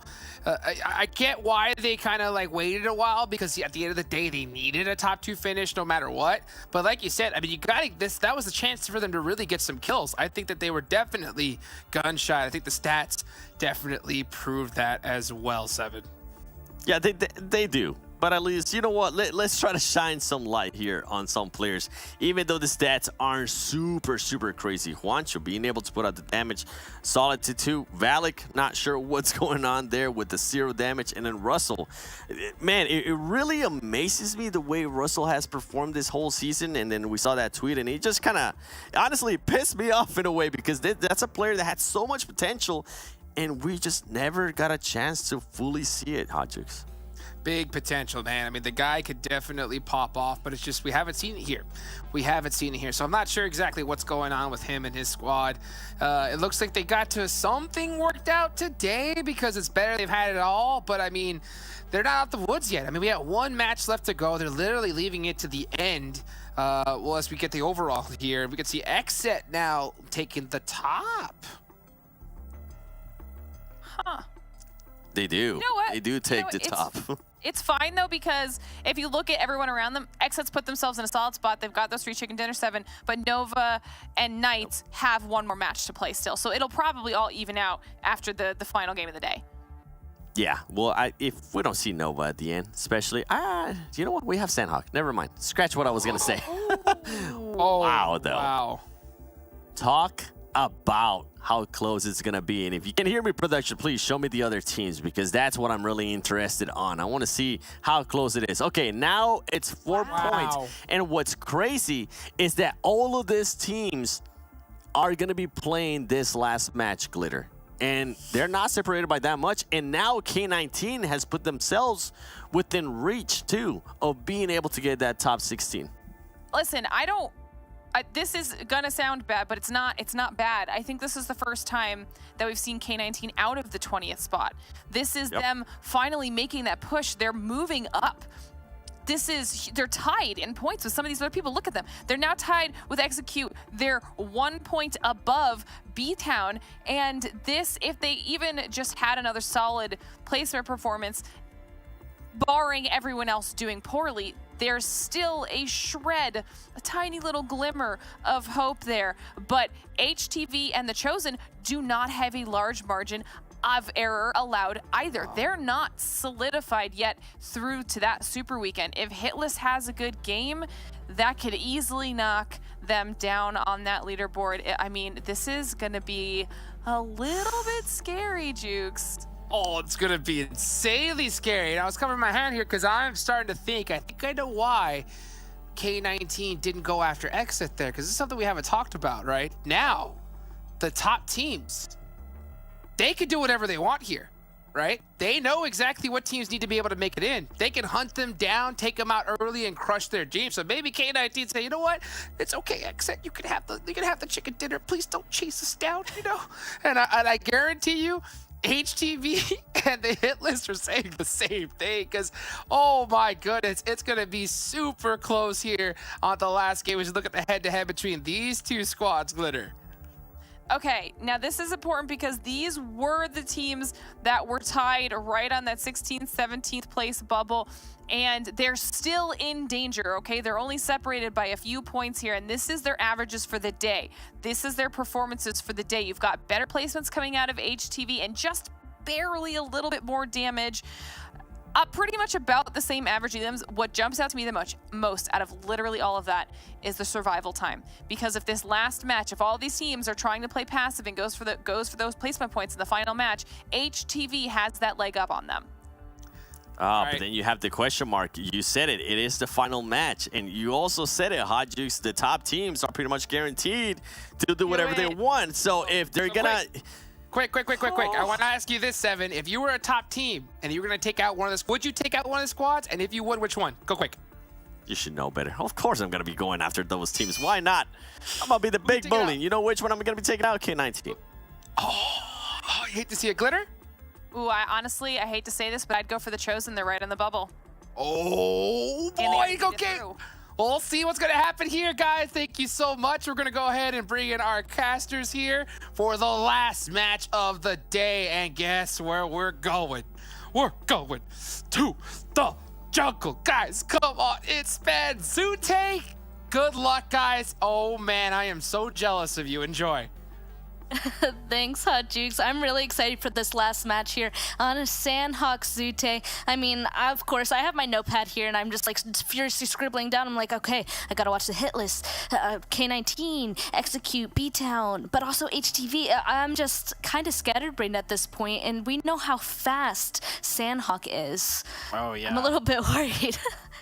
I think we're going to see at least two of the teams that are trying to qualify in on this very last match eliminated early on, just because we've seen, like you said, how chaotic Sanhok has been, and this being the last match of the qualifying day to get into the super weekend. Ooh, we might see something really spicy go down. I mean, we saw earlier on Sanhok, XSET gave up the fight in boot camp, which caused the Knights to drop on the XSET split, and there's just so much to consider right now. So many variables to throw in. Like, this is going to be one crazy ride. It really is, and it looks like, once again, today we have a very interesting plane path. Man, I swear every single time I cast, the plane paths are just super far up to a cardinal direction. This time, it's going to choose the north, and I feel like that's all where the Sanhok circles have been going, right? So this time I'm kind of hoping for a little bit of a different one, maybe goes down a little bit more to the southern side, but we don't control those, so we'll see where the circle is going to choose to go. Meanwhile, I am curious to see what's going to happen once again with those drops that you mentioned. Yeah, so we see Execute dropping and doing their regular split. Luckily for them, Lazarus is not playing in this match because Lazarus kind of contests them on that split sometimes. So Execute, one of the teams in 19th place right now. Mezexis, oh, we almost forgot to mention. We got so caught up. Yeah, we have 5 groups. XSET is not playing and Boring Protocol is not playing in this match. So we won't even see what happens here. But we do see 2 other teams dropping right in the middle. So let's see. Circle is far up to the north. K19 up in the north, getting contested by the Hitlist. 2 teams not in the top 16. So that's a clash right there that we got to keep an eye out for. Execute on the western side, of course. And we have a fight between Mezexis and the Knights. The Knights dropping here just for fun. Taking a fight with Mezexis. Pinon completely open. Mezexis takes down one, gets traded. 3v2 situation, definitely in favor of the Knights right now. Yeah, and it looks like they just have to worry about you here now, who's trying to escape through this big red building. Let's see if he's going to be able to kind of turn this around for himself and his team, but it doesn't look like it will. Tenza's going to get that last kill, and Mezexis is going to be our first team officially eliminated in our last game for this league play. And the Knights unfortunately lost Coop, but still with 3 up, they can still continue to play this game pretty effectively, and they're inside zone. So we'll see if they're going to start making some sort of rotation after this, who else they're going to fight next, but we still have to focus on a couple other things. You mentioned that there's a couple of teams up to the northern side that are directly on top of each other. We have a little bit of that still happening down here on Sami. We've seen 4 Bros and Nova fight it out in Sami this entire time, right? This time, the plane path was a little bit too far away, so now they're still right on top of each other, but in a bunch of these mixed around compounds. Ooh, Nova. Okay. Nova coming in hot. I do want to see what's happening with the Hitlist and HTV, though, instead, because these are the teams that really need to make it in. The Hitlist down to 3, HTV also down to 3, and K19 taking a member down from the Hitlist.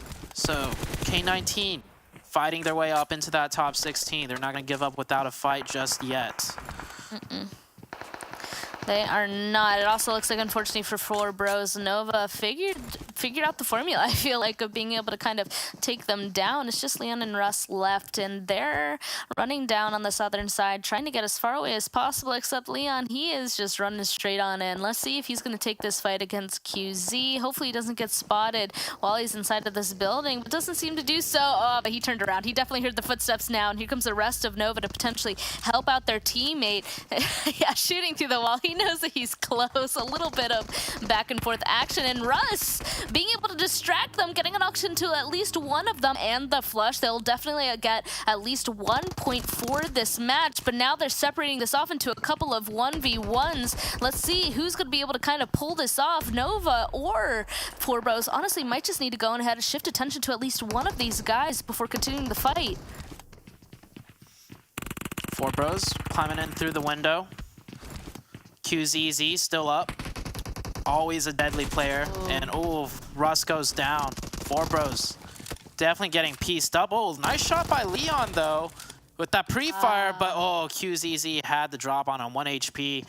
Not much Leon could do there, and that's 4 Bros eliminated. 4 Bros was 13th place overall, so I would say they're pretty comfortable still, as they had quite a big separation in points. 67 points to the 16th place team of the Chosen at 49. So 4 Bros should be fine. They also secure themselves 1 extra point. And here, HTV, he lost a player to K19 Esports. And you can see how passive HTV is playing right there. Just all laying prone, not making a single sound. Definitely fighting for the super weekend position. As K19 in the kill feed. Oh, taking one down from BTOWN. K19, okay, that's another point over to them in their favor. 2 points now for K19. Taking one down from THL and one down from BTOWN. And honestly, I feel like they should full-on focus on this fight, in my opinion, because BTOWN, they're currently in the last place, right? Yes. Like, BTOWN also technically is a team that would need to have like a miracle of a game this time to be able to qualify for the Super Weekend. And K19, they're more on the cusp. They have a little bit more of a chance being in that 18th place spot. So if they really want to go on ahead and make it through, and they got a knock and a flush into BTOWN, maybe they should start combing through this area. Unfortunately, though, we see where Midnight is. The other two are kind of a little bit more unreachable in the compound there, and a little bit more down to the southwestern side. So K19, we'll see. We'll see. They're slowly coming down to the southern side, so hopefully they focus on that, but we'll see. K19, though, does have a very good position in this first circle. So I understand why they don't want to venture out for the elimination points, because they can potentially secure a strong spot and guarantee themselves some positional points as well. So we'll see how the circle shifts. This is a very northern circle. So K19 playing in from the north side. Wants to make sure they hold it down and not get third party potentially. Polar Ace coming in on the heavy southern side. Nova also very close by. We've seen a pattern of Polar Ace kind of shifting over from Camp Charlie to third party, the fight between Nova and Four Bros. We've seen it happen before, and I think Polar Ace has made it a habit for when the circle's really far away. Hey, let's just run over this way, see what we can do, potentially pick up some eliminations, and not to mention all the first aid kits that the Nova team is going to be trying to stack up on. That's very true. Yeah, so they're slowly just making sure to get up on top of this hill, like right above Sami. This is a great location for them to overlook them. So the only thing I'm a little bit worried about is they just need to be cautious when they go ahead and turn around and start heading towards zone. The thing is that we know Polar Ace is fine, right? So they can go on ahead and afford to just try and get a couple more points, or maybe just play this out the way that they want to. And Nova, as of right now, they're totally unaware. So I'm really looking forward as Kiyoshi Chronix running down this hill, how exactly they're going to pull this off. Except, what's this? Are they turning back around? Well, Nova's been, third-partied by Polar Ace a few times. So even though if Nova hasn't made contact, I think they know to be prepared to some degree. K19 crossing over the road right there. So K19's in a really good position because if the circle goes south of that road, they've already established a foothold. And if it goes north of that road, I mean, they've just cleared Tatmok and came from there themselves. So this is a really good zone. We'll just see how it shifts, though, and how well this K19 team can play on the very last match. I want to say maybe they're riding off of a little bit of momentum now, coming in from that Miramar game, able to finally, get some points and not be in dead last 20th place for the first time, I would have to say. So we'll see how that goes. HTV, they need the points. Hitlist also need the points. Seems like all the teams that really need the points are the ones fighting each other early on, and they're just somehow always running into each other. And yeah, Jat G, completely unaware. This should be a free one for Myths. No! There we go. Miss, wait a second. What? Okay. Giving me a little bit of a heart attack there, Miss. We'll be able to take down one. There was a couple more members up to the northern side, but I guess they just couldn't spot it out. I mean, HTV, as of right now, are in 15th place. So don't get me wrong. They do still need the points to make sure that they stay in the top 16. But the hit list, being in that 17th place spot, like, that trade needed to have happened the other way. Yeah. Ooh, next circle. We're going north. Still a little bit precarious for K19 because it could easily come down back south across that road as a competitive player. That road cross right there is like night and day, right? If you have to make that cross back over and teams are already, filled up on either side, that's a death sentence. And vice versa from north to south. So I want to see K19 try and do a split maybe, but then once again, the players themselves individually, not, I wouldn't say they're super warmed up to the point where they're comfortable playing split. So they'll have to gamble this one more time. Hopefully for them, no teams circle up ahead of them to the northern side and we see a northern shift. So they'll hunker it down for now. The hit list on the far north, picking up whatever meds they can. HTV on the far northeastern side, also playing very passive. They're just trying to stay alive long as they can. And BTOWN running into the Knights. One of them go down. BTOWN not looking good at all. There's a high chance they're not making it into the Super Weekend. Being in that last place, already losing one to K19 and now losing a couple more to the Knights. Yeah, it's not looking good. It does look like Jess, though, will be able to at least get a knock onto Chico. Maybe they'll be able to pick at least 1 point up, but slowly healing up, only has bandages for meds here. This whole fight is going to be pretty difficult if the Knights continue on to push. It does look like, okay, they will be able to get a point onto at least one. Looks like the rest of the Knights don't want to fully send it on in there, probably don't have as much information as they would like to save their teammates, so they're just going to go on ahead, hunker down, and wait for this next zone to pop, or just wait for BTOWN to kind of reveal themselves, or see if they can get a little bit more info before making some sort of a push happen. Another update on one of the teams that really need the points, Execute, right? They're not yet in the top 16. Yeah. They still have 4 up. They did their split drop around Camp Alpha, looted up a lot of meds, gearing up for that med strat. They might run into HQA on the next rotation, though, because they're on that Western Island. HQA also on the Western Island, just chilling right now. And the circle's definitely going to go up onto the Eastern Island in the next shift, so there might be altercation there. We see Execute right here with 4 players still up. 4 first aids on Jason, so they haven't dropped off all the first aids just yet to a singular player. We'll see that happen later. And also TC, we have not mentioned TC yet. TC coming into this game with a total in 16th place, right? With 49 points. They do a huge drop split around Ruins, and they're currently in the blue zone, looting up as many first aids for them as well. So many teams this year around trying to do that first aid strategy, maybe trying to all learn from Nigma Galaxy, who did it so successfully. But we see the problem now when everyone's doing that first aid strat, it's not as effective, and it's actually the teams that have been aggressive and dominant in their fighting and positioning that's been coming out on top on Sanhok. You're right. So we'll have to see if HQA is going to be getting a fight from Execute here or not, or if they're going to go on ahead and do some sort of a med strat, as you were just saying. But as of right now, they look pretty comfortable grabbing some vehicles. Maybe they'll start trying to cross the bridge, and they're going to get a nasty welcoming from HQA actually currently holding it. It looks like there's still a ton of people. Oh yeah, it is happening. Starting to go towards that bridge. I think it might be King Pig? I can't quite tell. One of them right on top of the bridge. The fighting has most definitely started as the zone shifted once again onto the mainland. Not quite surprised to see that, but that is definitely going to be a big fight over on the edge there.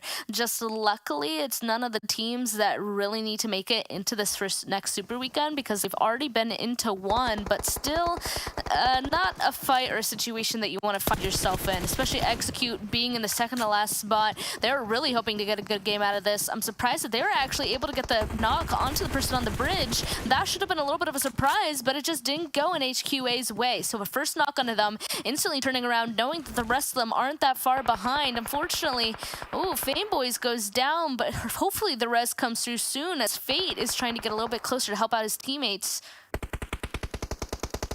Execute in a tough spot. It's a 1-for-1 trade, though. Both teams looking to get a full reset. Positionally, Execute in a tougher spot, because you see this position right here out of Sup Pig. Kind of cuts in right at a cross angle onto those Execute members. The only thing really keeping them up right now are the smokes, and smokes don't last forever. Execute, this is a huge fight for them. They really need to be able to either win this or at least survive it. HQA doesn't look like they're letting up anytime soon. Oh man, and the zone is starting to close. So this is not ideal. Ooh, that nade's so close to getting a knock onto Yang there. Yang is of course going to trade one back, but that's not going to hit. And this is just an unfortunate situation over here, because right now it kind of seems like a stalemate. No knocks back and forth just yet, but it has to happen soon. There we go. Now officially fully inside of the blue zone, and still trying to use those nades to warm it up. Right when one of these guys finally gets a knock, though, it's going to be full-on push, full-on chaos and aggression, but it just hasn't happened just yet. The blue zone doing all of the damage so far. I just want to say there's a very apparent skill level difference when it comes to nades with these two teams. We saw at least 6 nades being thrown, not a single knock. Oh, no. This was saying Nova or the Knights or something. We would have seen a definite knock with that many nades, but Chi Wing pushing up across on the road. That's a big ballsy play, but he gets the opening, and that's what's needed to continue on this fight. And unfortunately, Execute is the one that really needs the point, not HQA. Execute looking like they're starting to fall apart. I'm surprised that they actually started backing away from the bridge, taking too much damage, starting to get knocked from the play zone. I think it might only be Fate left super far down to the southern side, other than Yang, but he actually falls as well. So at this point, it is just Fate starting to get involved in a fight just a little bit, but I think he's starting to back off of this, realizing that it's not a good situation for him. And I mean, we'll see if HQA decides to try and fully take out Execute, if they're going to focus on this next rotation, because at this point, this this is starting to hurt here at Zute. This next zone about to pop as well. They are chasing just a little bit, but they're going to realize that Fate, he is out of there with that vehicle. Circle centering up, actually, even further away from these guys. This is getting more intense here as 14 teams are still alive, and I'm still keeping an eye on K19, HTV, and the Hitlist. Execute's pretty much done. Fate only has 2 first aid kits, solo player deep in the blue zone. It's over. Execute is not going to make it to the Super Weekend. They made it to the Super Weekend last week, but things are definitely looking more and more downwards for them as the tournament goes on. Now, K19, Circle does shift up north of that road. Luckily for them, they can manage to make that cross. No team's really gatekeeping them or pinstering them in. And as long as they can control this western side of the hill, they have a good access way into the rest of the game. And with 4 players up, all it comes down to is communication and teamwork at that point. But K19 have their game laid out for them. Now, HTV and the Hitlist and BTOWN will all be coming in on the northern side. HTV from the northeast, and the Hitlist and BTOWN very likely to get into altercation on the northwest. Yeah, we'll see. Still kind of biding their time. They definitely chose to kind of be an extreme edge teams right now, waiting for everybody else to take each other out first before they're entering. So they're probably going to be hanging out there a little bit longer before making a move on in. They need to see a couple more people be taken out. 43 people still alive is definitely not a good mark to start moving in on. And this is very intense, this thing that we've been watching this whole time. 19 Esports and the Panthers right on the very edge of this zone. Holding the Panthers out really is rad. Moxo taking a good amount of damage, though, inside of that little building. We'll see if that's going to slowly develop, while HQA did actually make it into this zone right into K19. And Russell, honestly, this is a great opportunity for K19 to pick up these 2 kills here, because HQA, as we know, are super damaged and not in a good place whatsoever, and they have no knowledge on the circle. Oh, this might be a blessing right here, but Supig is going to, of course, navigate away. They're going to have to drive over in the open. Oh, unfortunately, they make it in across. Not yet in the zone, so K19 could still keep continuously watching this to potentially pick up some eliminations. But, oh, Russell getting tagged really hard by Supig with that quick peek. That was really close, and the Knights actually fell in the background as we were watching there, so they're out of here. HQA is starting to take blue zone damage once again. I'm hoping K19 takes this and gets these kills. They just have to be a little bit wary, because we can see on that mini-map, yet another person is kind of getting close. This is a solo from Execute, actually. Fate drove right by them. Have to keep an eye on their southern side for WallStreetBets, though. And yeah, look at that zone shift right on up to the northern side. We'll see what ends up happening. BTOWN not going to be happy about it, though, as they're getting knocked there too, but HQA does in fact get taken out by K19. They have 4 kills for themselves so far. They're trying to make this happen. Yeah, I just want to say, Fate making the godsend rotation. He full sends it to his shack right before the circle shifts, and he gets blessed right in the middle. TC, another team, 16th place. Remember, this TC team is not in the clear yet, and they get 2 elimination points. That's the Hitlist eliminated. Hitlist. Okay, Hitlist is not going to make it. I said Execute wasn't going to make it, but Execute's still alive, and he's dead center of zone, so we'll see what happens there. The Hitlist, or not the Hitlist, TC, the Chosen, with 4 members, 3 points right now, doing the best they can, running into HTV. Another team that needs these points, and HTV, they have that zone priority on the north, and they have 3 members up. It's looking good for HTV right now, and also potentially K19. Zute, though, I'm heartbroken right now. The Hitlist was in 17th place, and I don't know if they ended up getting any points in this match, but... Oh, no, they're out. They're out. They weren't in the first Super Weekend either. I think that's it for them in terms of finals, but we'll have to wait and see. BTOWN also eliminated. They were in a great spot either. K19 now taking blue damage, though. Unfortunately, getting a little bit distracted from HQA potentially. Now the rotation, at least one of them, Russell, might be too far away, but the rest of his team, honestly, in a pretty good spot on the northern side of this road, except, of course, the zone shifts back down to the southern side, a hard shift away from them. They're going to have to make a rotation on back and either go through WallStreetBets or go to the north and go through HTV. This is a moment where they have to choose, and whichever decision they make is going to make it or break it, and whether or not they're going to make it into their first Super Weekend, and if they're going to be able to get in the finals. Yeah, K19, they lose Russell. Gets a nice knock. Can they confirm every single point possible, though? I don't know. Execute. Fate still up with that zone bless at the shack. HTV is going to go in from the northeastern side at the compound. That revive should go through. So yeah, K19 is going to have to fight in north or south. I'm feeling like, oh, well, there's our answer. They're cutting in onto the southern side of the road. They're using that knock they got onto WallStreetBets to make that crossing. TC still up, though. We can't forget about TC.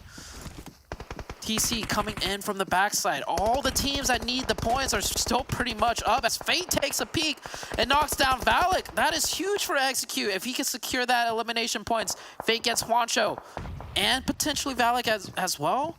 Execute might actually make it in. Oh no, and that's still alive for K19. He needs to stay alive if he's hoping that K19 will make it through to their first super weekend as well. But of course, now Appa right behind him. No, K19 goes out, and that makes me super worried. I don't know if they're going to make it into the second super weekend either, and they're going to officially be out for the finals. We'll have to see, though. Fate is still alive. They're holding on for Execute. Same with HTV. At this point, HTV is the only team that we need to keep an eye on. Didn't make the first super weekend. Myth goes down, though. They need to make the second one. They still have 2 people still up, though, so we'll see if they'll be able to grab this at the end. They have zone. That was the easiest nade of his life. Literally the easiest nade. And how do you miss that? Oh my, HT. Nerves. That's my guess.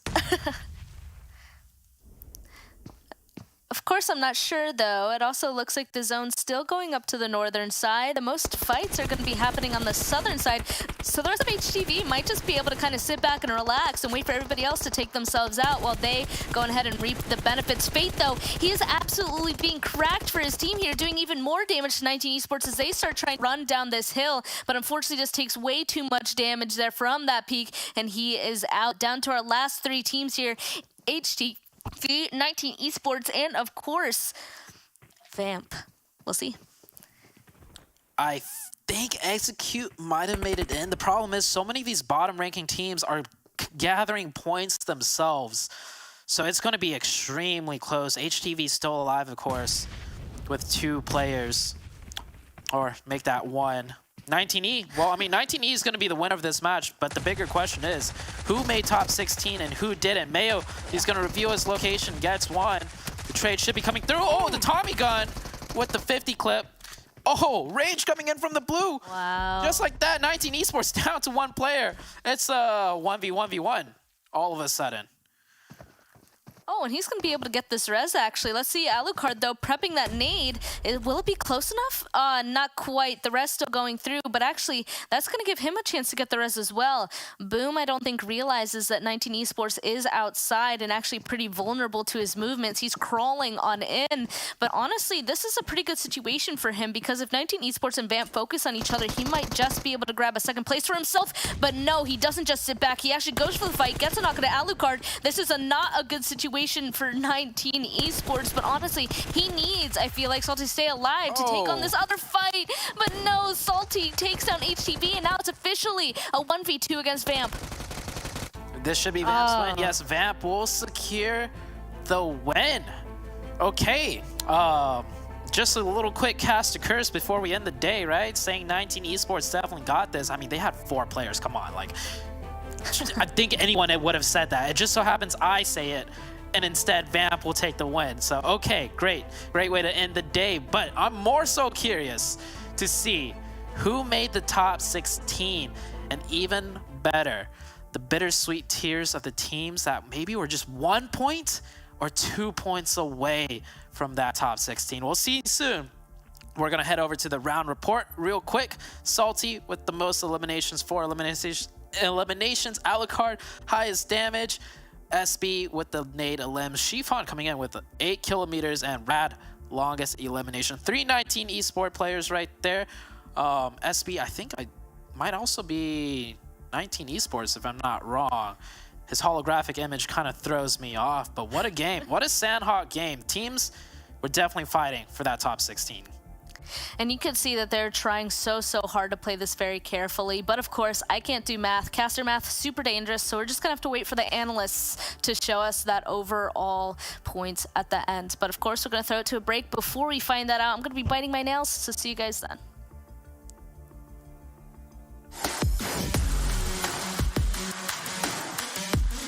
A thoroughly planned backpack always keeps you prepared for anything from dangerous enemies to wild zone shifts. So let's get into the concept of loot. You already know that it's important to find a backpack to better equip yourself in the game. Backpacks come in 3 sizes. The level 1 backpack comes with a capacity of 150. While it is sufficient for early fights and hot drops, it is never enough to carry enough supplies to get yourself to the final zone. The level 2 backpack, which comes with a volume of 200, is indeed better, but no one wants to settle for any less than the level 3 backpack, which comes with a maximum capacity of 250. Additionally, the vests that you'll find around the map will give you an extra bonus capacity of 50. The capacity of the vest remains the same for each level, and even if the vest is damaged. With these stats in mind, you may like to customize your loot properly without depending on auto pickup. For example, if you're an assaulter who dons a duo of AARs, like the widely used M4 and AKM combo, you can carry around 240 rounds of 5.56, 120 of 7.62 ammo when you have a level 3 backpack.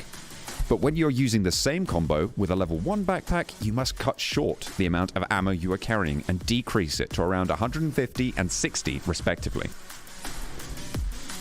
Do note that different types of ammo take up different percentages of the backpack's volume. Furthermore, it is important that you don't compromise with your utilities for ammunition. For example, when you're out of enough ammo, you can adjust your playstyle accordingly and play a little passive. On the contrary, when you run out of utilities like smoke grenades and health supplies like first aids, it becomes much more difficult to make adjustments. As PUBG Mobile is a survival game, it is important that you reserve some space for carrying enough survival items. PUBG Mobile will always require you to act according to the situation you're in, but a little bit of pre-planning while you loot goes a long way. Always remember to check your backpack and ask your teammates to check theirs too, so that the loot is properly distributed among the team and you don't run out of essentials during intense firefights. Remember, no amount of loot is good enough to die for, so keep your priorities organized.